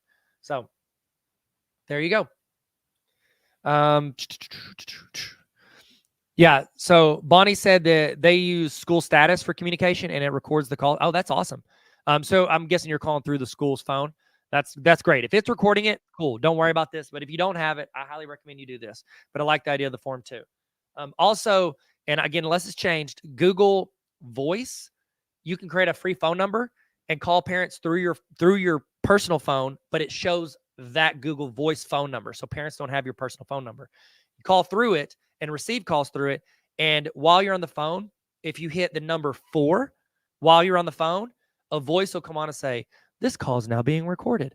And it'll record that and then email you the transcript and the audio from that phone call afterwards. And so you could even link that in here if you wanted to later, depending on what you feel like you need to do. Okay. Well, that's pretty cool that you can do it through the computer. That's great. Yeah, absolutely. Good conversation in the chat. If you know any other good avenues for this that's better than this, throw it in the chat, you guys. This is just a free one that you can use right now. Okay. So here is another resource. And I actually just made this one recently. And I did it because whenever I do keynotes and I always talk about what I used to do in my class. And I used to do that positive actions form. I actually had students fill out and nominate and vote for their classmates for different awards at the end of the year. And then we did like a big award ceremony. And because it's pre-Google Forms, because I'm super old, I used to have the students do it on paper. And then I would have to tally it up by hand. It took forever. Okay. Now you can use a Google form. I recommend using an end of the year award voting form. And again, you're a little far from the end of year, but I want to show you that this is here and you can use it. So what you do is you make a copy and then you can copy paste your students' names into there from the spreadsheet. And then students can vote on their classmates for qualities for end of year awards. So students will go in, they would pick from the drop down of what, like you would copy paste that spreadsheet of their names. And I'll show you how to do that again, just in case. I'll show you. Let me walk through this. Drive. Recent's great, by the way, if you're never using Google Drive. Here we go. So I'm going to take the student names. These are all the students in our class. And then I'm going to go here. I'm going to go to where I'm editing. And then I can just go into each of these and then copy paste all their names. I won't do it for all these, but you get the idea. Copy paste. And obviously you delete and adjust the awards based on what you like. I'm going to refresh that so you can see it. Then the students would go in and they would sit here and they'd go, okay, I need to vote for the Captain Encouragement Award for the student who always encourages others and boosts classroom morale. Click this. They pick a Draco. He probably wouldn't win that. The Peacemaker Award awarded the student who resolves conflicts and helps keep the peace. Boom. Fred and George. All right. Innovation. It's got to be Gilroy, right? All right. So you could go in and copy paste your students' names and let them vote. So this is great for the end of the year, end of the semester, end of the 9. You could do these every end of 9 weeks. The more often you do this, the more you're showing your students the things you care about, and you're bragging and highlighting the things that matter to you in your class. I think very often as teachers, we get so caught up in, I got to teach this and this and this and this and this, and don't do that, don't do that, don't do that. Just like that positive actions form. There's so many times that we don't get the chance to take the time and highlight the qualities and the features that we really care about with students. So I love that one. Where do you find that document? Which document? You talking about this form or this document right here, Bonnie? Which document are you talking about?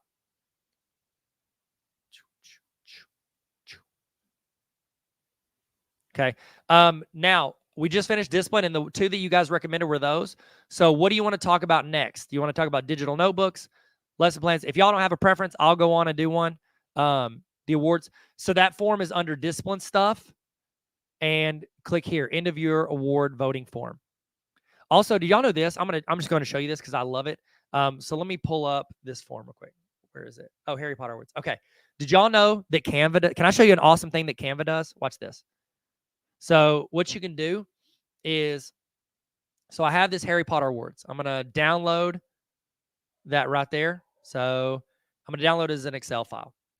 So you can go into Canva and you can search, award. And then I can pick whatever the award is. I'm going to make the template. All right, we're doing digital notebooks next. Done. You were the first one to say it. We do it. So what I could do is I can put award name and then student name, okay? And then I can put in my signature. You can do the rest of the stuff. You get the idea, okay? Now, watch this. Y'all ready for this? This is an amazing, amazing tool that Canva has. So you go in, you bake your certificate, and then I'm going to go to apps, and I'm going to type in bulk create. bulk create. I'm going to click here on bulk create. I want to upload the data because I have the spreadsheet. So I'm going to go to downloads. Where is it? There's my Excel file. And then it's got all of them. Boom. I'm going to hit continue. I want to right click on the award name. I'm going to say connect data. That is the award. And then right here, I'm going to right click on student name, connect data. That is I put character, I should have put student name. You get it. Hit continue. It selects all of them. Look at this. It just automatically made all of my awards for my entire class. The Cat Fanatic Award for Most Dedicated Feline Friend, Argus Filch. The Freest Elf Award goes to Dobby. Most Punchable Face Award goes to Dolores Umbridge. Okay, so it's going to automatically create all your spreadsheets. That's in Canva. It's called Bulk Create. Bulk Create, okay? Awesome, awesome way to do multiple those. And like literally I could just download all these and hit print and I'm done. Best way to create certificates. I love that feature. Love it. Took me way too long to learn it. All right. Okay, so now we're going to move on to digital notebooks. I'm going to walk through some digital notebooks and ways you can use these in your class, okay? So there, Cheyenne said you made 80 custom awards in May and it took days. Yeah, this would have done it in seconds, okay? So once you get in the spreadsheet, import it, boom, you're good to go. You might just go clean up some formatting, but yeah, I know what you mean. I used to do that back in the day. It was terrible. I used Autocrat for a while, but now I just use Canva. Okay, so now let's talk about digital notebooks, and we're going to work through some of these, and I'm going to show you some of the features and ways you can use these. The idea for a digital notebook is that you can go in and you can either A, attach your stuff in there and then give access to students, parents, other teachers, or B, you can create the notebook for students and then hand it to each of the students and make their own copy, okay? So let's start about this first one. So I've got 3 different versions of this. This is your basic interactive digital notebook. So this would be like the most basic version of what you can give to students, okay? And you can view it as like a planner. Say you just want to give it to them for them to stay organized. I'd view it as like giving them a daily planner and they use that. All right, fill in all your stuff. If you wanted to, you could also do like you could fill it in for them of what they need to do. And then you could give it to them at the beginning of each week. That's going to be a little more work. But if you've already got all the presentations and stuff, it might be easier. So I'll show you both ways to do that based on what you want. So let's look at the full semester one. Okay, let's say I just want to give this to students and they can fill it in and use their own stuff.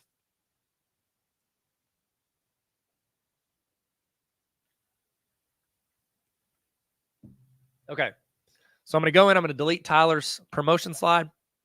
This right here would be where the student fills in their name, subject, all that stuff. Then this is navigation because once you get to week 14, nobody wants to sit here and scroll all this stuff. So they can just click week 14 and they can jump to week 14.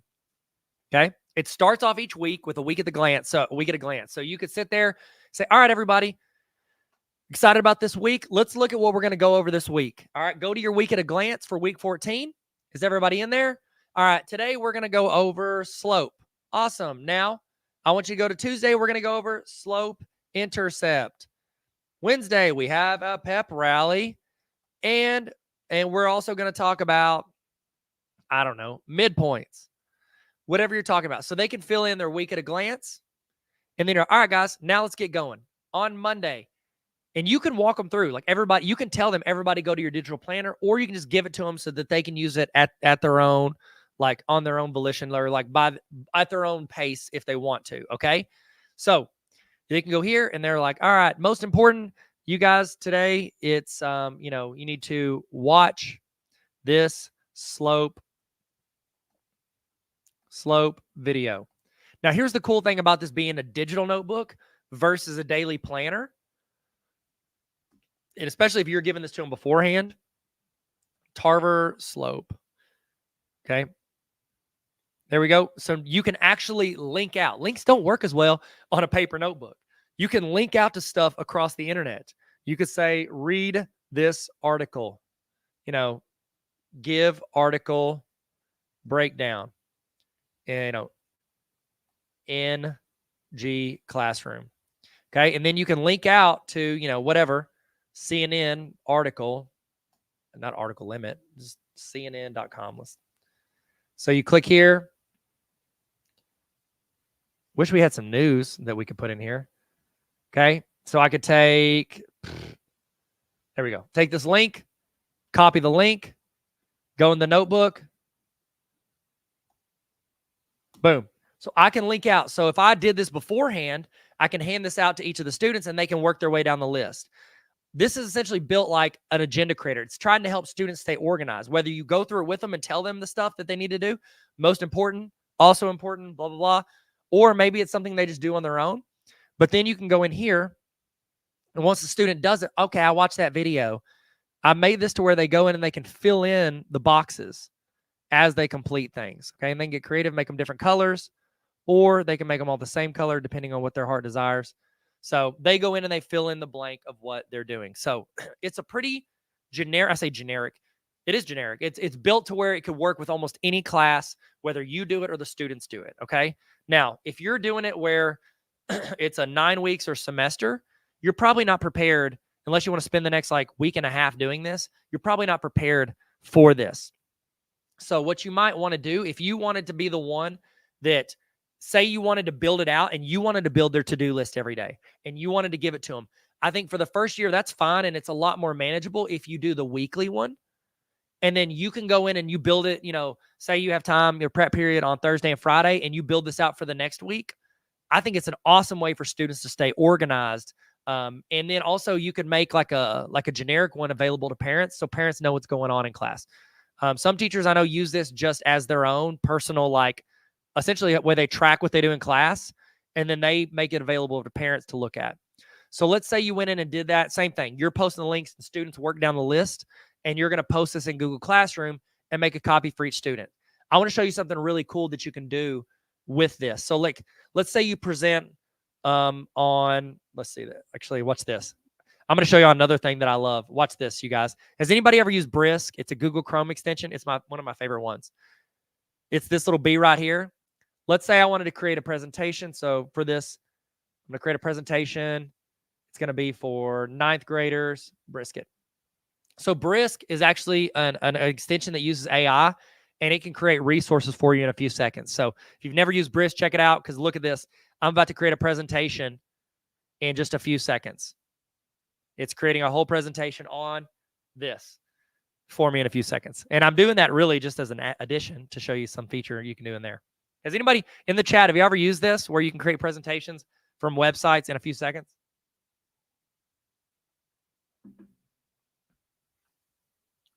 Okay, so let's say this was a presentation that I gave to my students that day, but I want them to have access to it after we get done, okay? So what I can do is I can go to this presentation. I'll click on, oh, it's still creating it. All right, so I can click on the top slide, and I can scroll down and click on the bottom slide. So I hold Shift, and I've selected all those thumbnails. I'm going to copy those. Copy. And then watch this. Let's say in what you're giving your students, oh, Bonnie's saying that it might do paid. I thought Brisk was free for a while. I know that there's some others like Magic School AI makes you pay pretty quick.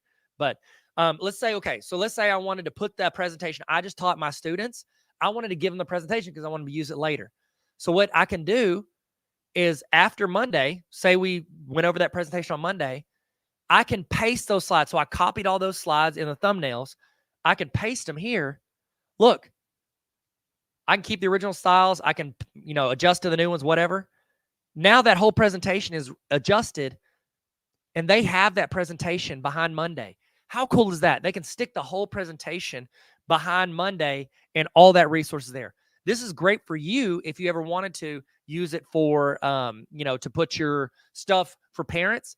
How cool would it be as a parent to be able to look and see a checklist of what your student did in that class that day with links out to the stuff they did? Because how many of y'all have kids and they get out from school and they're like, what'd you do at school today? Nothing. Well, how was it? Good. Come on. You know what I mean? Like, this is a great way for parents to be able to look over what their students are reviewing in class. I'm just a big fan of transparency. It's one of my character flaws. So this one be if you want to do it weekly. I recommend it if you're wanting to make a copy. You know how you go into like So like if this is my digital notebook, so it'll be like, history week 2. And then I go into classroom and I have my class and we're about to go over it. I would go to create. I would make this a, material. And then I'd say, week 2 digital notebook. Do, adjust, I don't know, whatever, adjust as needed. And then I could attach it from my drive. Where is it? It's recent. It should be recent. I don't see it in here. Well, whatever it is, let's say it was there. I hit add, and then I want to go, nope. What in the world? Am I signed out or something? It's not giving me the option because it should be that option right there. Oh, material, I can't make a copy for each student. Great job, Tyler. We're going to make it an assignment, week 2,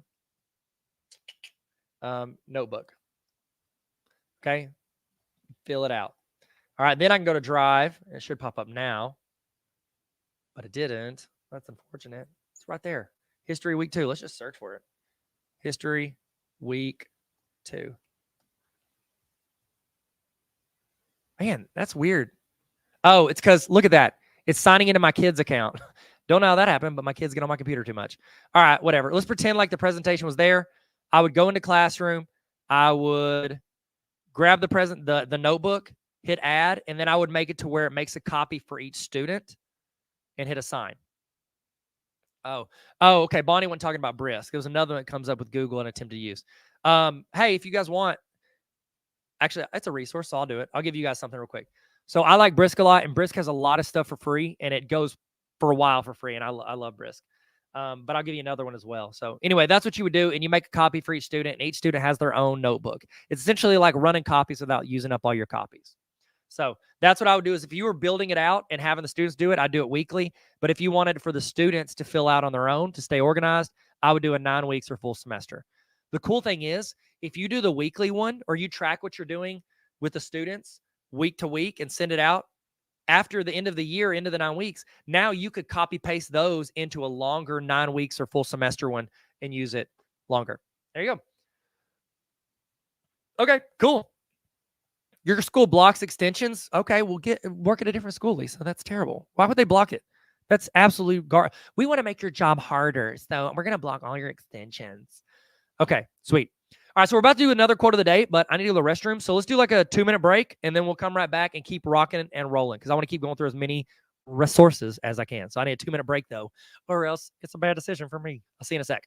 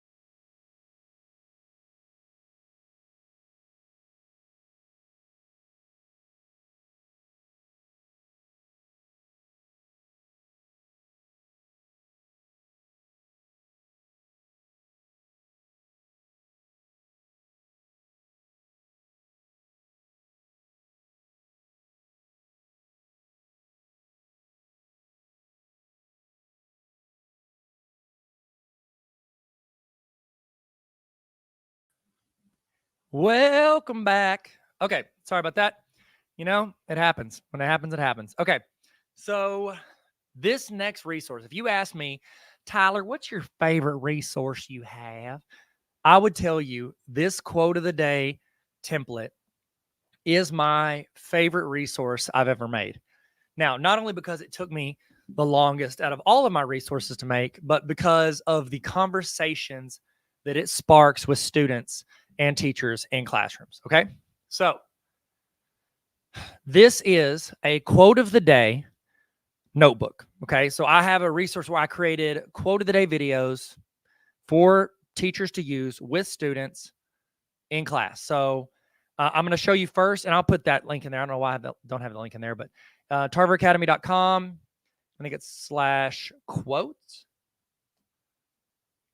Nope, it's /quote.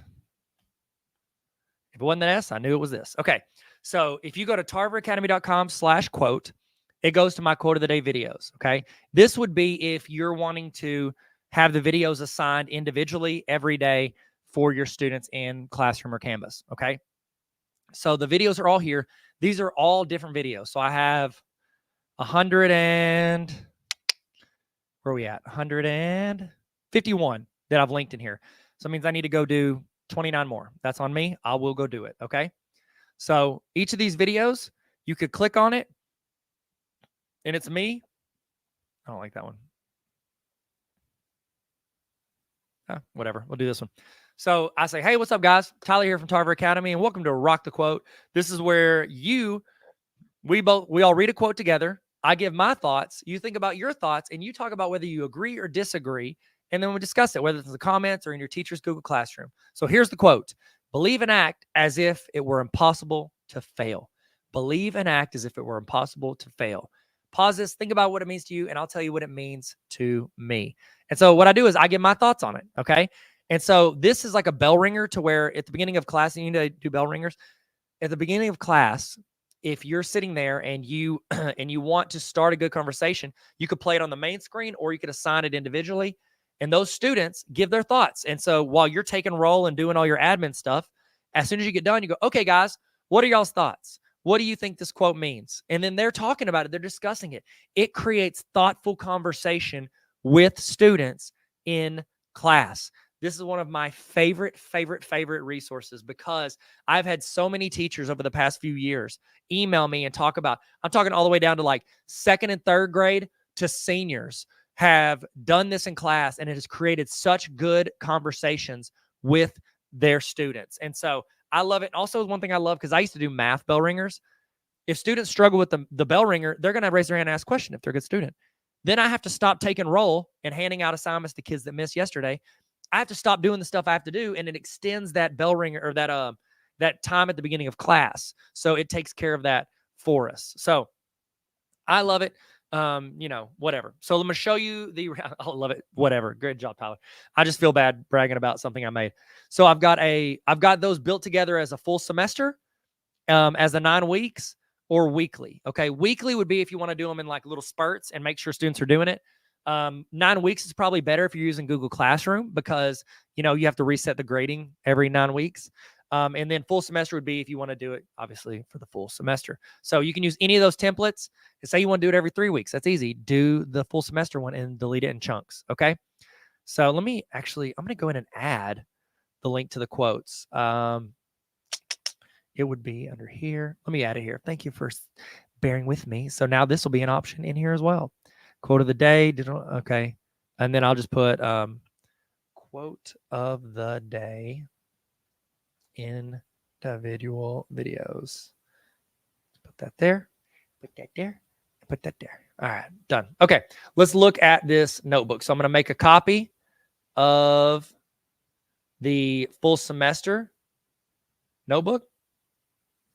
And then I'm going to show you how you can adjust and adapt it. So make a copy. It's also available on Teachers Pay Teachers if you want to give me money as opposed to taking it for free. Or if you really want to do it the right way, go to the tarveracademy.com/honor roll. No pressure. All right, here we go. So you would go in, you would delete this. Actually, you might not delete this because this video is walking students through how to do this. So you could, if you want, delete that, delete all this, and then just make this bigger. So this is a video of me explaining to students how to walk through and do this notebook, okay? So you go here, they put in their name. And remember, the idea would be that you clean this up to what you want, go into classroom, and then make a copy for each student. So every student has their own notebook of this, all right? Navigation, they can jump to whatever week they want. So week 6, they can go here. They can watch the video. Okay, I'm saying what's up. That's what those hand signals mean. So some of the videos has the quote on the screen, which I started doing, but some of them I just say it. I've even got instructions over here on the left of what they're supposed to do. They can take notes on the video right here, and then they would go here and they would rewrite the quote. Then they have a block box to put their thoughts. And then this is a spot I really like right here. So they can go here and it says, how much do you agree with Tyler's interpretation? And so they do thumbs up or thumbs down, and they would move it along this scale like this. Drag an emoji from above to the bottom line to rate this quote. It's sad. I love it. Smile. Oh, that's a fire quote, or oh, that's trash. And they can move these emojis on that line as well. And so they have one of these pages in a video, a different video for each day that they want to do this. And the idea would be at the end of the week or the 9 weeks or the semester, the students could submit that and you've got all their thoughts, all of it. It's organizing what you were wanting to do through that. Now, if you wanted to do it say you want to do it in classroom. So I think I did it through here. There we go. So I actually have examples of what you could do. So this is an example, Google Classroom post. Say you want to do it daily. You don't want it in the notebook, which great movie, by the way. You want to go here and you want to go into your class and we're going to create classwork, and you wanted to create an assignment and you want to say bell ringer, week 1, Monday. And then you could go paste that. Okay. Hello, class. Watch today's video. The quote of the day. And in the comments of this post, give your thoughts on the quote and how it applies to you. Make sure to reply to at least one classmate. Keep it kind of in the comments. That would be if you're going to post it in the stream. This one I post an assignment. So I would delete this because I'm just doing it as an assignment. If I did it in the stream, I would keep that phrase on there. Okay. And then I could go back to the website and I can take a video. I'll just right click, copy link address, and then I can go to YouTube, paste the link, boom. There we go. I have this. I can make it worth whatever points I want. Say it's 10 points a day. It's due on Tuesday, whatever. Put the topic as bell ringer. Okay. So I could go in and assign this. Now, here's the thing that save you some time. Okay. So I assigned that. Boop. Now, you've probably used this before, but I bet you've only used it for previous years. I want all the same stuff. I just need to change the video. Create, reuse post. I can go and I can choose the assignment I just put in there. Reuse. All the same instructions. Instead of Monday, it is Tuesday. I don't know why I didn't re-put the instructions in there. I think it's because they didn't do it. If you copy paste from some website, sometimes Google gets weird. But you can copy the link there, copy the link address, post that there. And it ideally, unless it does what it did that was weird, it will keep all the same instructions in there. So really, really great way to redo that. And you can make a whole week's worth of bell ringers in like less than 5 to 6 minutes if you have the instructions. Do this and, give your thoughts. I would get more specific. I don't know why I didn't do it. It's so weird the way it does it, but it has the points. Everything's the same. Redo it week 1, Tuesday. And then I can keep doing that every day. Reuse post, Tuesday, reuse. And there it is. I did that so that you can see. Instructions are there. Wednesday. And then I swap out the video. So you get the idea. So whether you want to do it in a notebook or you want to do it individually, I think this is a really great way to create those conversations, because I think it's really important to start those important conversations, because all these are personal application things and you can use that with your students. Now, here's the cool thing. I'm gonna throw this out there. Let's say you like the notebook, but you don't want to do my quote of the day videos. Once you make a copy, you can clean this up. Watch. You're like, I don't want your quote of the day. Delete my video. Insert video. You can put in, whatever, a math video if you wanted to. Find slope. Boom. I can now put that into the same notebook. I can still use the notebook, but I can change the topic. So you could go in week to week and adjust it. And then after a year, you've got your own bell ringer notebook. And let's say you're like, well, Tyler, that would bother me. It says quote of the day up there. I'm going to show you how to fix that. You go to View, Theme Builder. I'm going to say it again. If you want to change the background, go to View, Theme Builder, and you can change it to, bell ringer. And then you can adjust all this stuff. They don't need to write quote. You can delete that, whatever. And then you can reapply that to everything. So it would adjust the entire spreadsheet. And so after you do that once, you're really just making a copy of that one and changing out the videos. So pick whatever you want to use for a bell ringer and use this notebook for your bell ringers. I need to redo it and make it like a generic one, but I haven't yet. So I'll write it down. How about this? I promise I'll write it down. Generic bell ringer template. Okay, I'm going to do that. I promise. And I'll finish out those last videos so you have a second semester too. I've already got them, I think. I just haven't linked them. That's on me. Okay, thank you guys. And let's go to the next one. Okay, I'm going to answer this question. Michelle said, can it create presentations from other sources? Oh, you're talking about Brisk.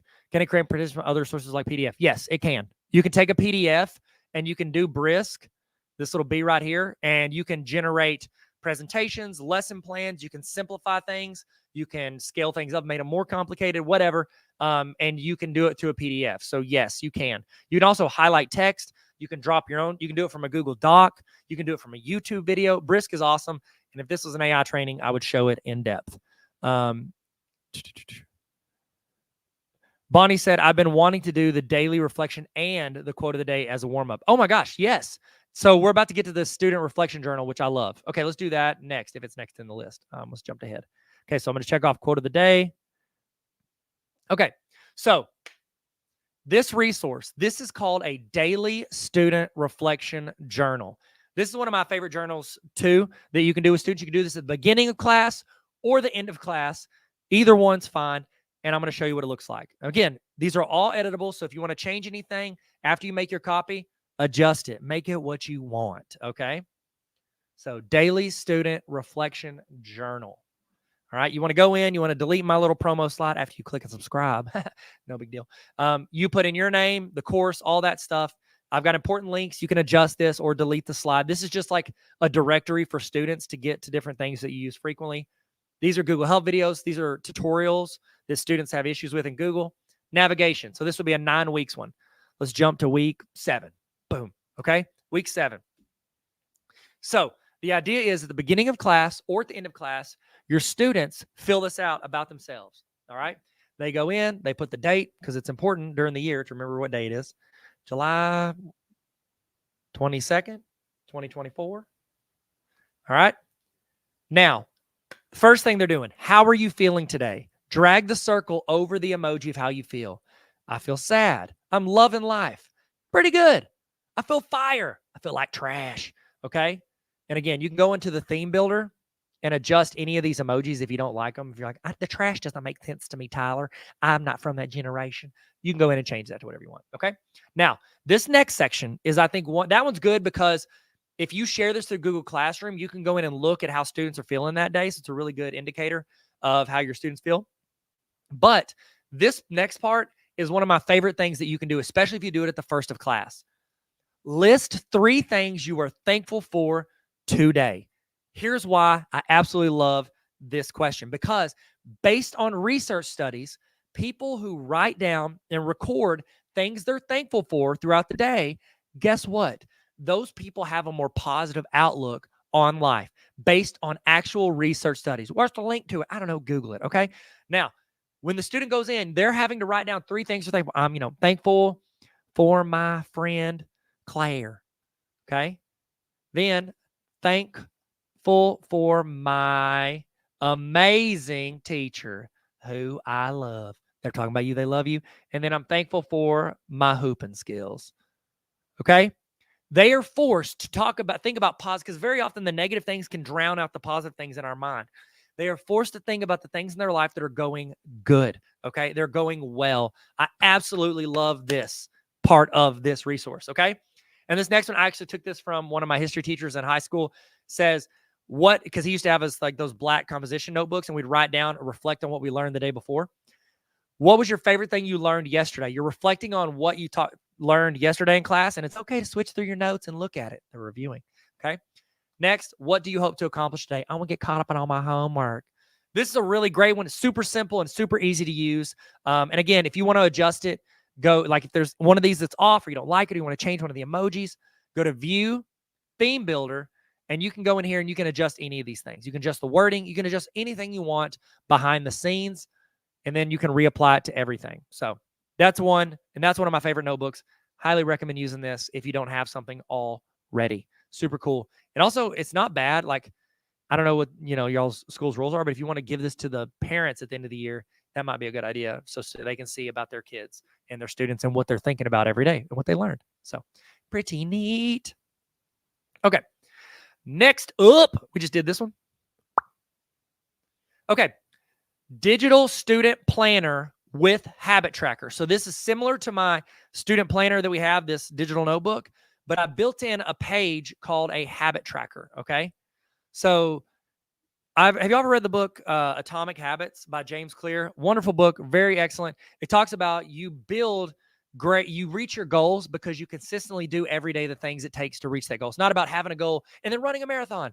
It's about running a little bit every day till you build up the stamina to run a marathon. So I think it's important to build those habits in students early. So it's very similar to my main digital notebook. However, each week, at the beginning of each week, there is a habit tracker. And again, you can work with your students and they can help pick out what goes into each of these things.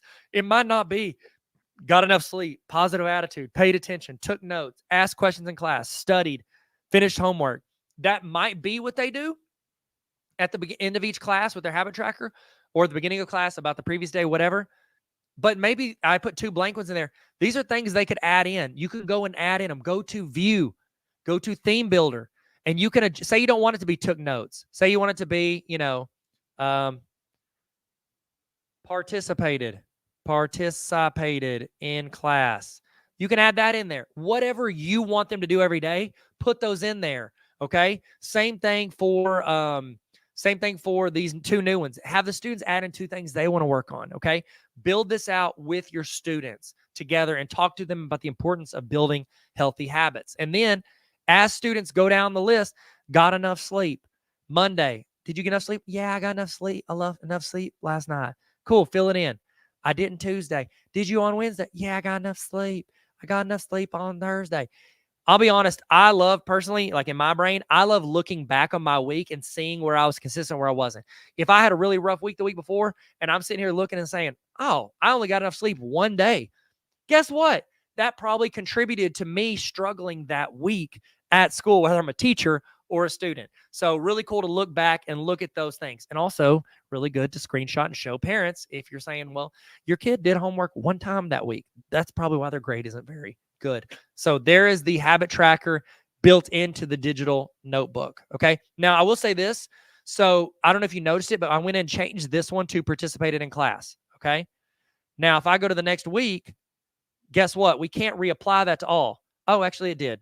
I lied. I thought I was going to have to show you how to like paste that slide in there, but I don't because it attached it and changed it in all of them. So, wow.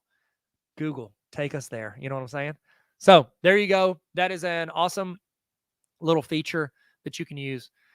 Man, that's great. Okay. Love that one. And then also built it out right here underneath it. This has a habit tracker daily journal. I think this is just built out as like it's not like everything like that last one was like a full digital notebook with the habit tracker built in. I think this one's going to be a little more specific.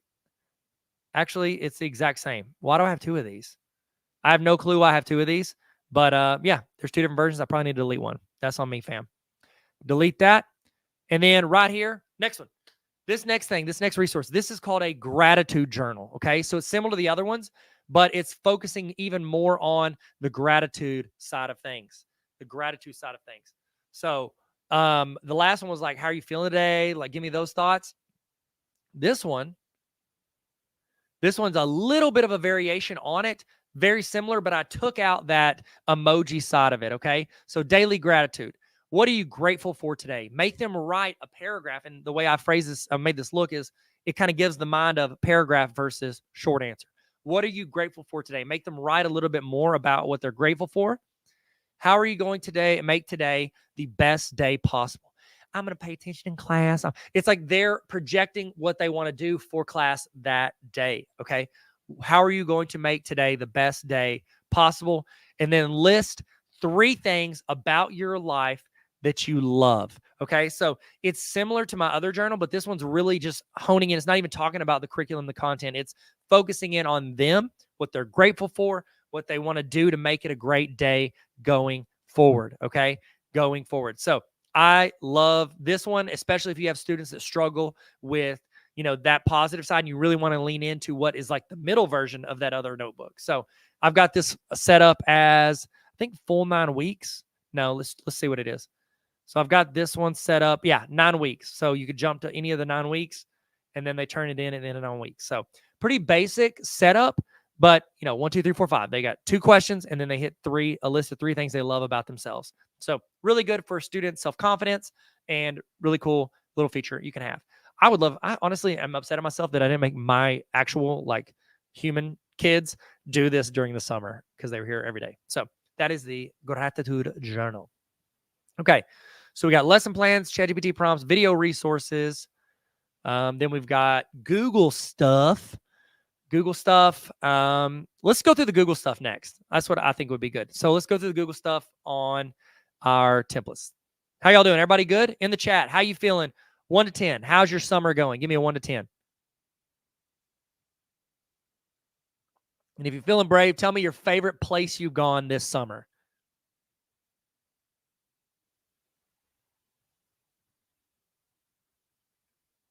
Cheyenne said, woo, let's go. Bonnie's a 10. I'm feeling it. Ruth's a 10. We're here. We're feeling good. Fun fact, if your principal goes back and watches this, they can see the chat. It's a true story. See the chat.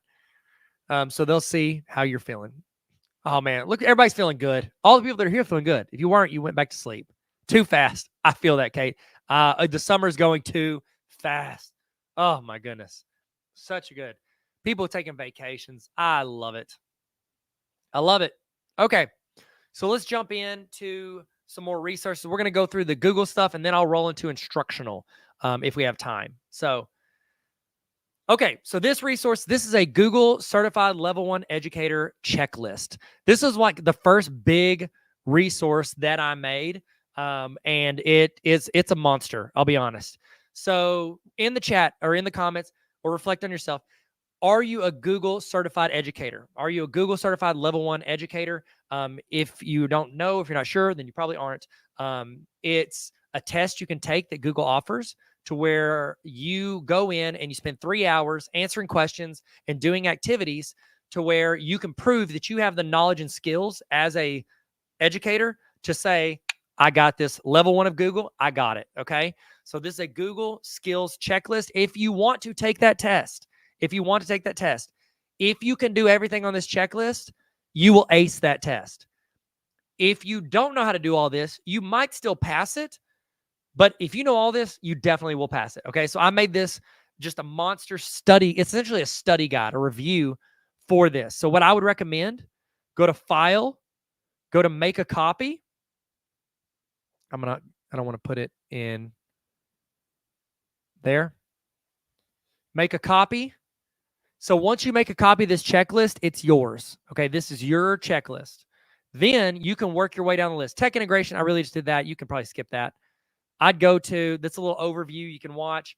But let's get into this. So say you want to learn about Google Drive. All right.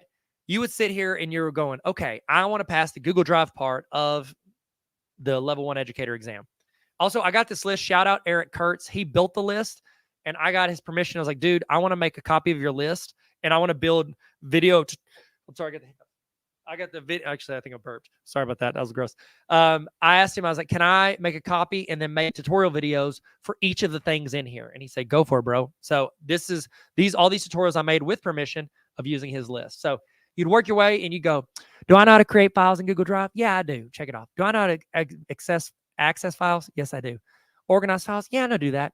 Working with Office files and other non-Google. How do I do that?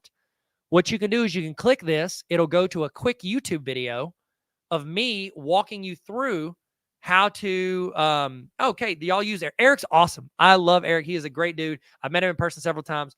Fantastic human being. Love every time I get the chance to talk to him. So the video would walk you through how to do that specific skill, And then once you learn it, you click it off. Work your way down the list. Do this on your prep, whatever. Whenever you get done, hopefully you feel good and you can go in and rock and roll on that Google Level 1 Educator exam. Okay. So that's the gist of it. There you go. Okay. So that's the Level 1 Educator exam. And then I actually made this Level Educator practice quiz with trainings. So I went in and did this, which I'm actually going to make this into a course. I used to do this as my before I could do courses on the honor roll. I'm going to build each of those out into courses pretty soon into the summer and offer it out to educators. But Google Drive, full walkthrough, and then you work through this. So it's a little practice exam to see if you're ready for that test. All right, sweet. So that's Level 1 Educator. Go in, give it a shot. I think it costs like $10, $20 to take. And it's really, really good to have on your resume if you're wanting to level up at your current organization or just to show your students that you pursue learning as well because you ask them to learn every single day. All right. This next checklist, I've actually paused making this because I've been trying to make a lot of other resources. This, I'm writing down to finish it. All right. All right. Y'all have inspired me to keep doing this. Program. Okay. I will finish this out. I promise.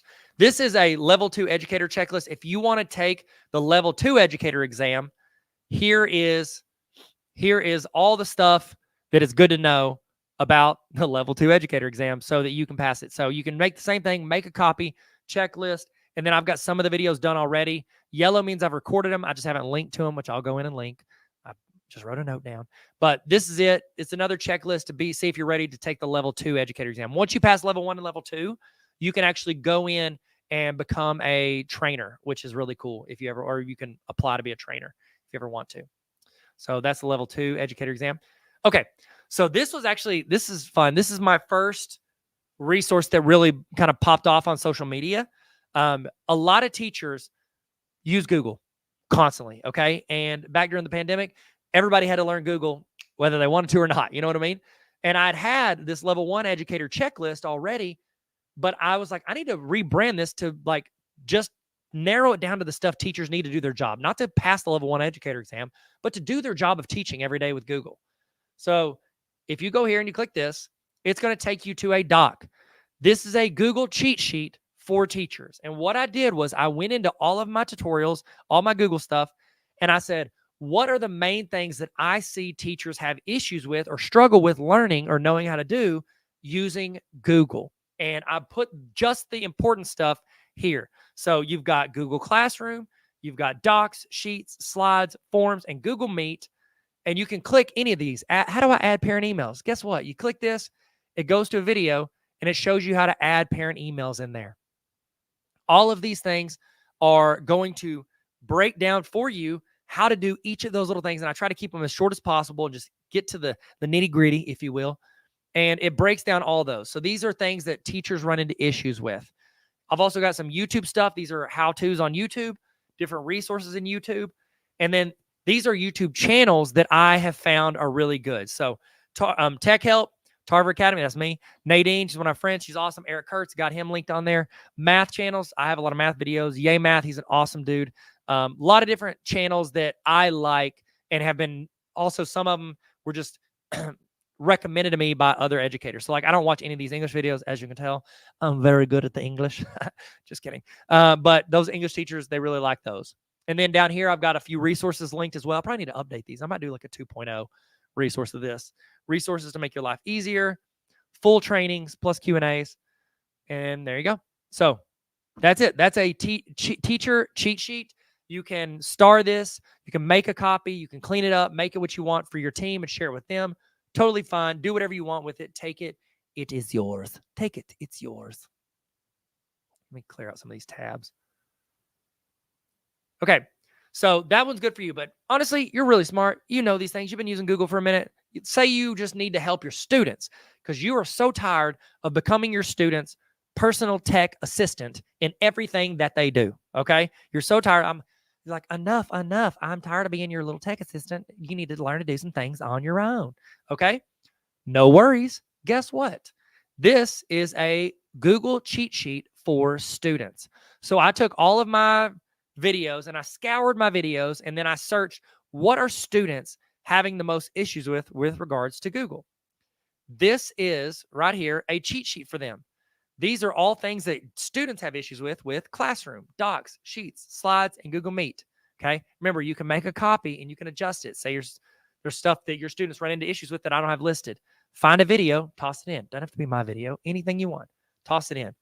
Okay. YouTube, recommended channels for students, other stuff kids should know. So this is a cheat sheet for students.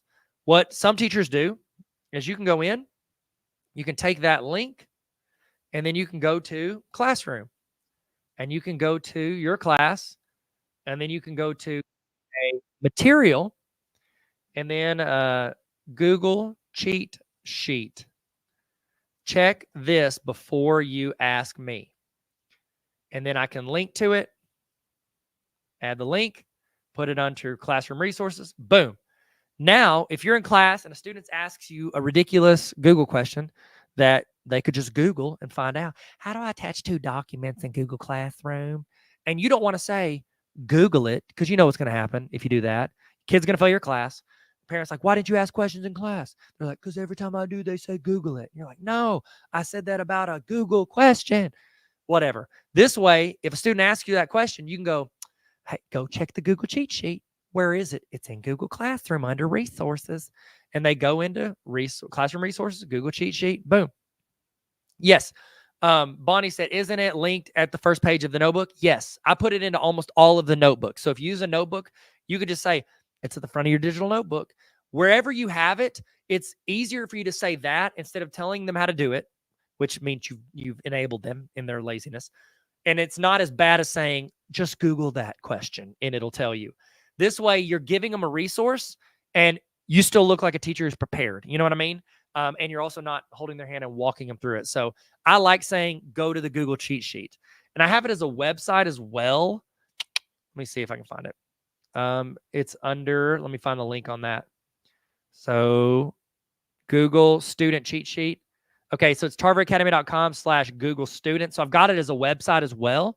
If you prefer that, looks a little bit classier in my opinion. But if you don't want that, you can use the Google Doc and you can even make a copy of the doc and adjust it and make it your doc and delete my name. So that is a Google cheat sheet for students. Okay, this next resource, this is a Google cheat sheet for parents. Very often, parents don't know how to help their kids. And so what I did was I made a Google Doc that is a cheat sheet for parents. It's very similar to the student cheat sheet, but parents feel like it's made for them. So this could be a resource you give to parents at open house, or if they have issues or whatever, if they want to know how they can better help. I need to update that meat picture. That's old. So I've got the student checklist in here. I've got this, and then I've got how can I help my child be successful in remote learning? Just tips for parents on remote learning. So it's a little doc, a little informational thing. I actually made this because I don't feel like teachers would use this as much as a teacher cheat sheet or a student cheat sheet. But what's that morning show with what's their name? Is it Hulda and Kathy Lee? I don't know. They reached out like 7 or 8 years ago whenever this popped off on social media and they were going to interview me about it.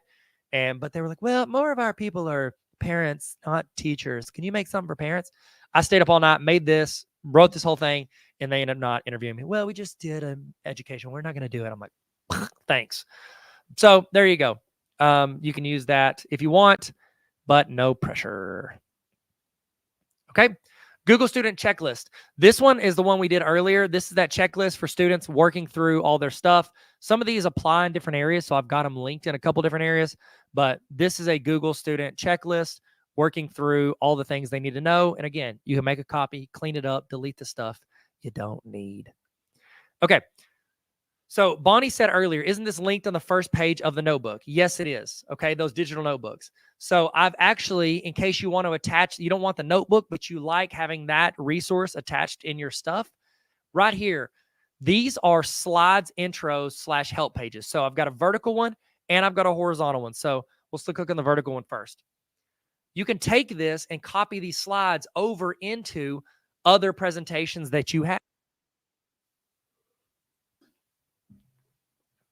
So you could go in and you delete that's info on me, but you've got important links. You could go in and you can add important links. We use Gmail, we use Classroom, whatever, all the things that you use frequently, and you can link out to them. So you don't have to tell you, go here at www. You can have the links. Just tell your students, they're like, how do I go to this website? And you're like, go to the important links doc. It's in there. I've got helpful stuff over here. You put in links. You can clean it up. You can delete these if you don't like them.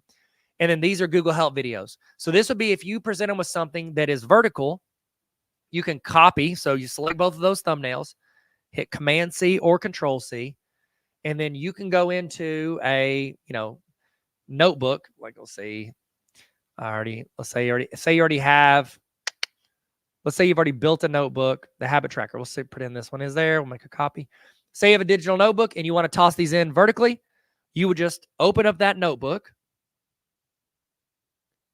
figure out where you want to put them, and then you click on that thumbnail, and then when you paste, it'll paste it behind those, just like that.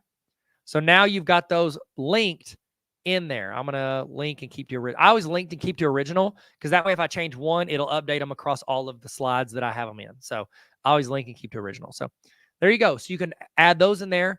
You can also do the same thing with the horizontal version. Where are they at? Horizontal version. Exact same resource, but built if you have it like a regular presentation. So say you didn't do the notebook, but you want to put it in your presentation. So anytime you present to students, you copy these links, copy those slides. You can go in here, paste. Boom. I've got them in my presentation. So there you go. Link and keep to original. There you go. Boom. So I've already got them in those presentations, so I don't need it twice. All right. This is pretty Inception, pretty meta. This is a link to Resource Roundup, which is exactly the presentation I usually use when I'm presenting this. And I kind of like this checklist way better. But if you want, say you're a tech coach or you get the chance to present to your school at back to school week or whatever, or if you want, just send this to your principal. Say, hey, I just did a presentation with Tyler Tarver, and or say, I just made all these resources myself. I want to give them to you. I don't care how you do it. Send it to your principal. Say, hey, here's a bunch of resources. If you want to give these to some of the teachers the first day, he said it's cool. You can use whatever slides you want. And you can send this whole presentation to them if you think it'll help. So no pressure, but you can send it to your team, your principal, your superintendent, your curriculum person, whoever. Just ask them to bring me to your school and let me speak back to school 2025. Just kidding. Okay. All right. This presentation, I call this the, can we look at the parent-teacher conference forum next? Absolutely. Yes, Cheyenne, we will do that. Let me finish out these three, and then we'll jump over that. Don't let me forget. All right. This right here, this is the ultimate Google presentation. So I give a lot of Google trainings, Google presentations over the years. And what I did was I've created a presentation, and I keep adding things into it. And so this is a just monster document of all of my, you could learn everything you need to about Google from this presentation. On slide 16, I have a navigation, so you can actually jump to whatever it is you want to learn, and it'll jump to this is slide 102. You can learn about YouTube. I've got slides on YouTube, and say you're like, well, Tyler, I can't learn from just your slides. Slides have links, tutorials, resources in it, but also a lot of these I even linked to me doing a virtual training. So this is an hour-and-a-half training on me doing YouTube in education. So I'm actually going through my YouTube presentation here for an hour and a half. If you really want to learn YouTube, you can watch that, and then that is free. So if you want to use this, you can. If you do trainings at your school for Google, you can use this. You can use this, go to it, all that. It's great. So I'm sorry. What was I saying? I got distracted because of the comments. Michelle said, "Has anyone signed up for the Canva at 12 and not get a link?" I'll give you the link here in a sec. So there you go. Use this presentation. You're good to go. You're good to go on learning Google. And you can also give it to somebody at your district. If they do Google trainings, they can have it. So just wanted to be helpful there. Okay. So this resource I made back whenever we were in the pandemic and we're doing virtual learning stuff. So I made a virtual learning starter kit. I think it's helpful for kids to know how to learn online because at some point they'll probably take a class online. They'll probably have to do Google Classroom or LMS, or if they're going to go to college, they'll probably take an online course. So I've got this built as a doc or a PDF. I'll click on the PDF first. So you can download this PDF. It's got, oh, that's cool. It's got links. So like this is a link to a video walking through how to be good in remote learning, how to act in an online class. These are links to videos through the PDF. You've also got tutorials. They can click and go to any tutorial on docs, sheets, slides, anything like that. These are docs, help videos. I've got digital notebooks for students and then links to the cheat sheets. So this is essentially, it's like the back to school starter kit. It links out to all the other resources. So really, really helpful, I think. You can do it as a PDF or I've got it linked as a doc. So you can go in, clean up the doc, make it whatever you want. I try to make it as good looking and easy to use as possible. So I think that's pretty good for virtual learning. If you want to use it, again, make a file, make a copy.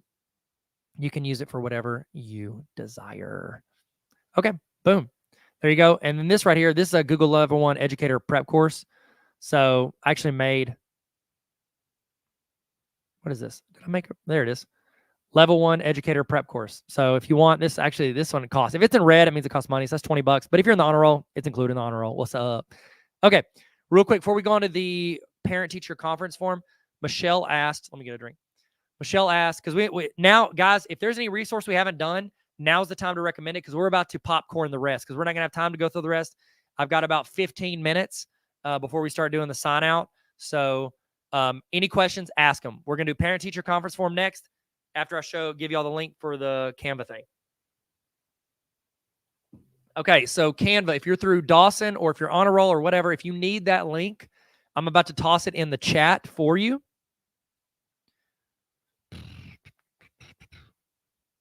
My summer speaking stuff. Canva, it will start at 12 Central. Canva link. All right. There it is. I put it in the chat. Put it in the chat if you want the Canva link. If you don't have it, there is the Canva link in the chat. Okay, so Michelle, you should be good to go on that. All right, so we got a request for flashcards. We'll do that after this one. So, all right, sweet. So Johanna, if you're in there, if you're with Dawson, they sent the link out yesterday. So maybe check those emails. Okay, so Cheyenne said, can we look at the parent-teacher conference forum next? Absolutely, we can. All right, so these right here, I'll do these in succession. So this is a parent-teacher conference forum. So if you do a PT conferences, I've got one for you and one for the parents. So let's click the one for teachers first. Sorry. Didn't want to cough into that. So it's making a copy. So we are giving it a moment. All right, you can, take my face off, all that stuff. Here's what this one looks like. All right, you can fill this out before, you can fill it out during, you can fill it out after, whatever. So depending on how you want it to flow, that might change how you adjust the questions. But you put the student's name in, what class they're in, and then the strengths, okay? So you would click and say, these are their strengths. They show leadership skills, and it's checkbox, so you can select multiple. So they ask good questions, they're active listener. So honestly, I would probably fill these out before you meet with the parents. And then areas for growth, they need to show up on time, and they're kind of disrespectful. Next steps, you know what? Daily planner check. Maybe we could do that. New seating, regular parent contact, whatever. You work that out with the parents or your suggestion. Talking points, and you would talk about the things you want to hit with them, and then you hit submit. And so once you do that, you're going to be able to go through your spreadsheet, sort by student name, and you can work down through the spreadsheet and talk to the parents, okay? So the idea, I think I set it up where it's like you do it beforehand, so you can think about it. You can put in links to stuff, whatever.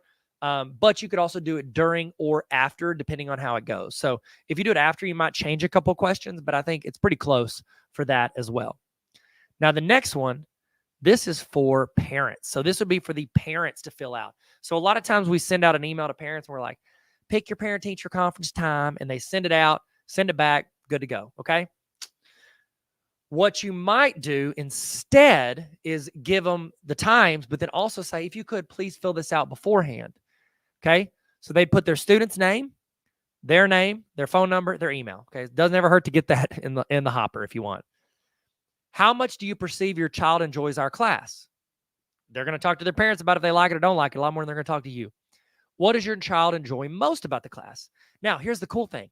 If the parents, while they're going through these questions, if the parents have no idea, Bingo. Maybe talk to your kids and remember the classes they have and how they feel. So hopefully this motivates the parents to sit down with the student and say, hey, I'm doing a Google form for Miss Johnson's class. Oh, what class is that? That's my math class. Oh, awesome. How much do you enjoy it 1 to 10? 4. Okay, cool. Boom. What do you enjoy most about the class? You're getting the chance to talk. You're asking the parents essentially to have a conversation with their student, their kid, before the meeting to get vibes on the class. What would your child wish we could change about the class? How often would you like for me to check in with you about your child? Daily, weekly, monthly? I hope they don't say daily. That's too much. What can I do better to better serve your child? And is there anything specific you'd like to discuss with me? That way you can think about it, look it up beforehand. So my thought would be you get this, you send it to the parent, you send them, hey, pick a date and time and email me back. Also, please fill out this form so I can, better serve you and your child. Hopefully they have a conversation with their kid about it. Boom, you toss the stuff in. I think it's a really great conversation starter with parents and students. So I love this resource, and I think it's probably an underutilized one based on like the feedback on social media. So love that one. So boom, got both of those. All right, somebody else had one. Flashcards template. Tara, flashcards template. Okay, so this is one of my favorite resources. By the way, look and see on the list if there's anything else that you want to do because we have time for maybe 1 or 2 more after this, okay? This is one of my favorite resources that every time I post about it on social media, it doesn't get very, like, people don't talk about it a lot. But I was really excited when I made it because I think it's really cool. I think it's a really cool little feature. I think it's really cool. Or else I wouldn't have made it, okay? Else I wouldn't have made it. Where is that flashcards template? Flashcard. Oh, there it is. Under instructional, we've got a flashcards template. Flashcards template. So the idea here is that either individual students, small groups, or the whole class can collaborate on a Google slide and create essentially a study guide for them for the test, okay? So the idea would be that students or you go in and you put the question in first, like who built the pyramids? Okay? So the student would need to answer the question. They would go in, and again, that would be made as they make them. So you tell the students to go in, or you go in. You do the step 1, you write the question, and then I want you to go click on the arrow for step 3, and it'll jump to the answer. So you'd say, the Egyptians, which I definitely know how to spell Egyptians, okay? So you go in, or your students collaborate, and they go in and put those things in there, okay? Now, when you give it out, then you can either make a copy afterwards for the students, or then they can make their own copy, however you want to do it. Then the students can go in and study, and they can go, okay, so I'm going to go first one. Who built the pyramids? Aliens. All right, they click here. Well, am I right? Is it aliens? Oh, it was the Egyptians. So they can easily go back and see their answer and then jump here, or they can go to the next question. Boom, and they start going through it. So the idea is it's built like flashcards where they can essentially build it out together, build out the study guide together, make the copies, expand it, whatever. And then you can make a copy for each student and they can go in and do that. I think this is a really fun resource that you can make. Granted, again, I'm basing it entirely on social media views, so it may be a bad indicator, but I love this resource and I think it's underutilized. It could be a really fun activity to do with students where they can help build out a review thing. Can you give the name of the extension to check AI again? The one that shows revisions in large pasted text. I can't remember the name. Yes. Okay. So real quick. So if you want to look real quick while I'm showing this to find another, we've got time for like 1 or 2 more resources. Find one in this sheet that you want to go over. Okay. And then we will go over it. Okay. So the question from Michelle is revision history. So I made a social media post about this recently. It is hard. There's no program that's good at catching AI with students. However, there are a couple ways you can help figure out and use some context clues on doing that. So let's do bit.ly/cheatarbor. Okay. So in a doc, whether it was shared with you after, students had it, whatever, if you have a document, a Google Doc, you can add an extension called revision history. Revision history. This is it right here. See this brown thing right here? Revision history. So let me search. I'll put it in the chat. Revision history Chrome extension. It's free. I'm going to copy the link, and then this is revision history. Okay, so I linked it in the chat. So once you add it to Chrome, anytime you're in a Google Doc, you can go in and you can see stats about that doc. How many deletions there were, large copy pastes, writing. There were 110 writing sessions, active writing time. So you could see when a student turns in a document, you could see how much work they've put in to that document. They're like, well, they could go into another doc and copy paste it. Yeah, they could, but you need to be clear. Hey guys, I'm giving you a document. I want you to do all your work inside of there. Boom, there you go. Then here's the cool thing. You can go to details and you can see what segments they copy pasted. Then you can see the writing sessions. And here's the cool one. You ready? Show drafting process replay. You can click here and you can watch how this would look at. You can see how I created this document. You're watching in real time. I can even speed it up and see how it's created. It's showing me make this. Here's another thing you can do. Have y'all ever had it where students they're sitting there and they're giggling to themselves and you walk over to see if they're texting a friend and they're like, I was in a Google Doc. They and their friend are shared on that Google Doc and they're making jokes. You can have them share this with you and you can go in and see their conversation. It's going to hurt your feelings, but you can see the conversation. So there you go. That's a really cool resource to be able to see if they copy pasted from ChatGPT or from another kid's homework and they start changing words. So that's a good one. Okay. Any other people that want, is there anything else you guys want to talk about before I go in? I'll do like one or two more. GPT-0, Bonnie said GPT-0 also do that. Yes, I know they have a bunch of features in there. I've seen some false positives on GPT-0. And also I had a video I made last year about GPT-0 that took off on YouTube. And I get reminded in comments every single day that it makes mistakes. Or kids talk about how they do workarounds. Because now kids are bashing me and calling me a snitch on there. So that's fun to hear to my face. So be careful with how you use GPT-0, but it is a good resource. And I think it can be another tool in your arsenal. So, okay, sweet. Another one, this is another resource I want to go through real quick. This right here, you need a classroom AI. Speaking of AI, you need a classroom AI policy.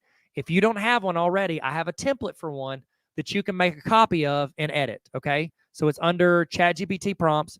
It's classroom AI policy example, okay? There you go. You can go in here. You can delete my name, put your name, delete my little logo, all my stuff, and then change this, adjust it, make it what you want. However you do that, there are two things I recommend you keep in here, okay? The use of all AI programs requires prior teacher approval, whether you want to shut it down and never let them use AI, or maybe it's a pick and choose based on the learning goals. You need to have this in there to where they have to ask your permission, because if not, they're going to assume.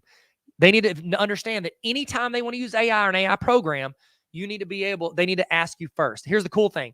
Some of them will go in, some of them will go in and tell on their friends, because there's going to be like one kid that'll be like, I want to check with you. And you'll be like, don't use that. But now you know their friends are using that without asking. So that's a little resource. And the second thing I recommend you have, any assignment created or supposedly without the use of AI programs is subject to a verbal review with the teacher. Here's how this looks. Because GPT-0, revision history, all these things to help catch AI usage, none of them are perfect, okay? None of them are perfect.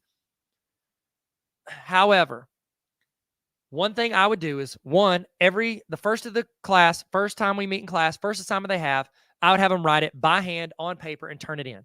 I'd grade it, but I would keep those papers. That gives me an idea where their writing is. So if 3 months in, little Johnny is he writes papers like he's texting, and he turns from little Johnny into little Johnny Grisham within a week, and he's an amazing writer, you have something to base that on and why you assume he jumped up.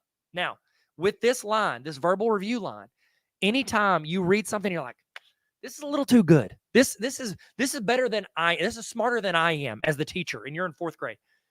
You can call the student out in the hall and you can say, hey, did you write this paper all on your own? Yes, I did. Oh, wow, it was really good. Talk to me and tell me about your paper.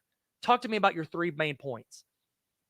The student has to verbally repeat back to you what their paper is about. That way they have to back it up.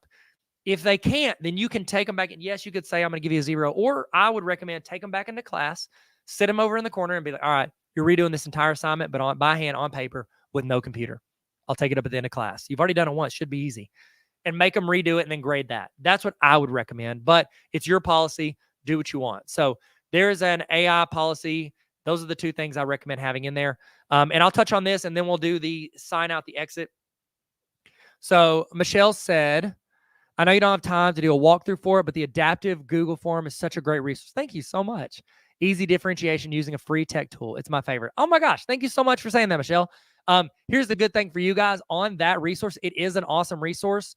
It is under instructional. It says differentiated lesson form template. I think I have it.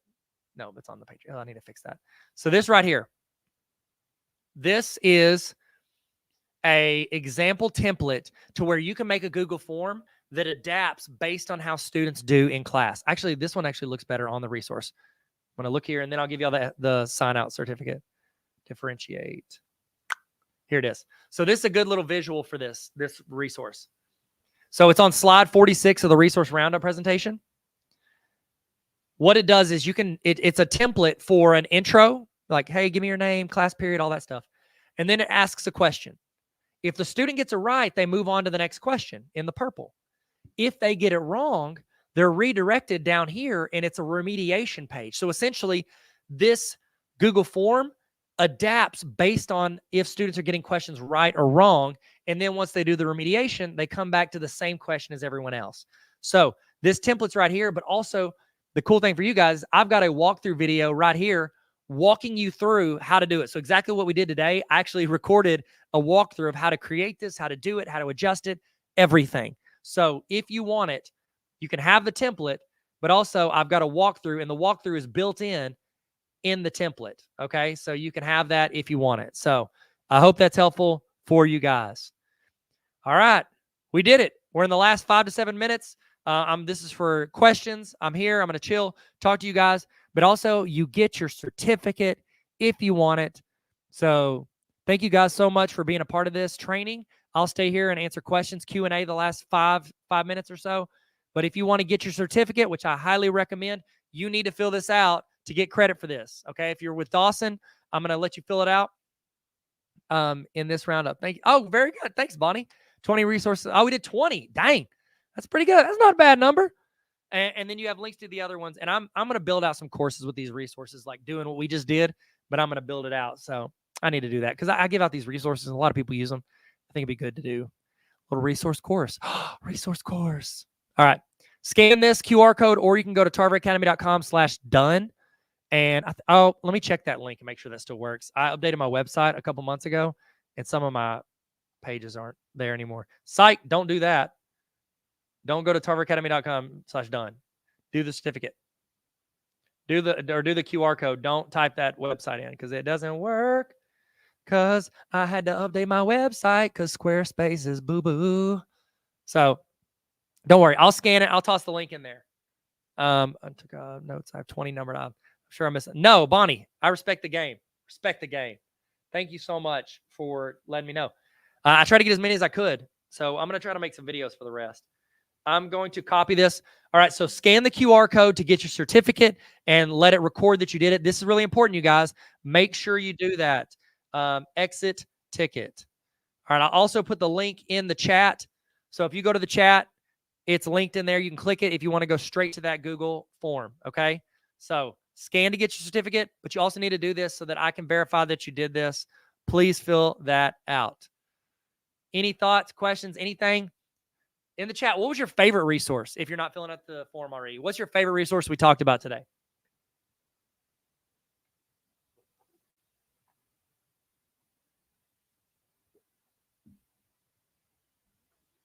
Any questions, thoughts, Q&A?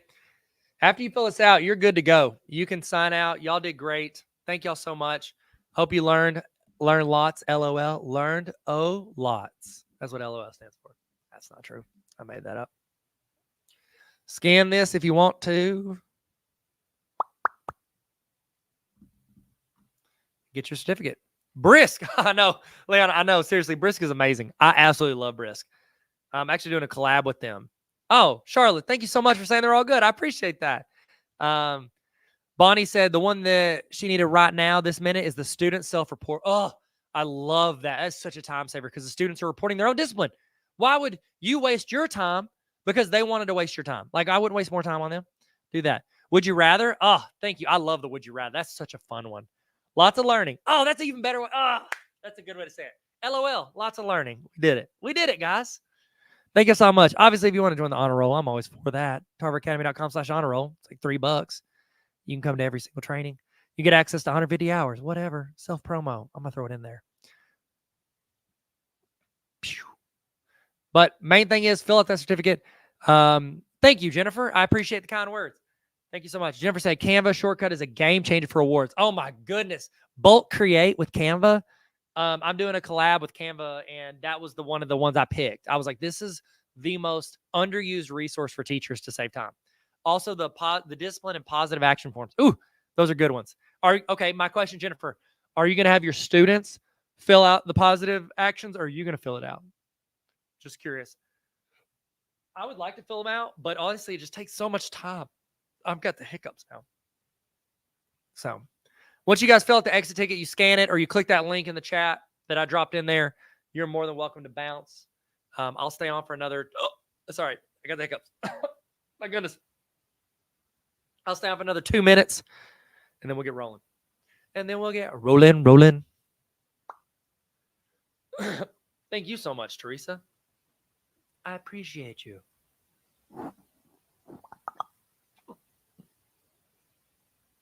Thank y'all so much. Appreciate it. If I'm going to see you at the Canva thing later today, totally cool. See you then. If not, have a good summer. I got the hiccups. Okay, so you are. Oh, sweet. So you're going to fill it out. Good. It's always better if the teacher does, because then when you go to PT conferences and you're showing the parent, you're like, I filled this out. I care. I care about your kid. So make sure you scan to get your certificate. I'm sending this. If you're with Dawson, I'm going to send this list of people that filled this out. Not the first one, this one. Sending it there. Julie, if you scroll up a little bit, it'll be the last comment that I made. I can actually, no, Ashley. So Ashley asked about anybody can be on the honor roll if you want to, but I don't have like a code or anything for the Dawson people to get it for free. But if you want to be on it, it's like $3. So you get access to all my courses, every training I do, have done over the past several years. It's like 50 different trainings.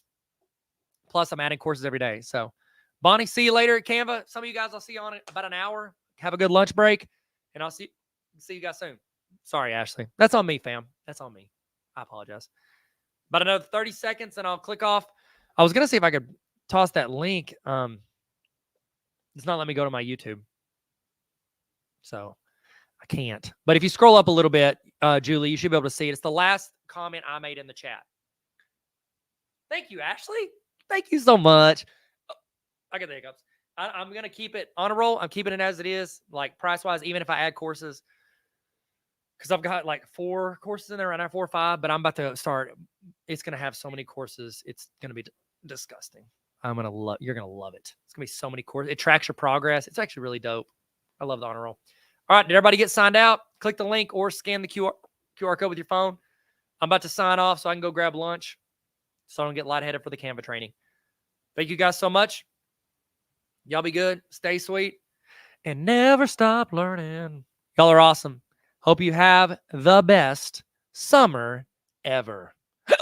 There's my hiccups. I got to get rid of these hiccups. I hope that's gone in an hour. See you guys later. Bye, y'all. Later.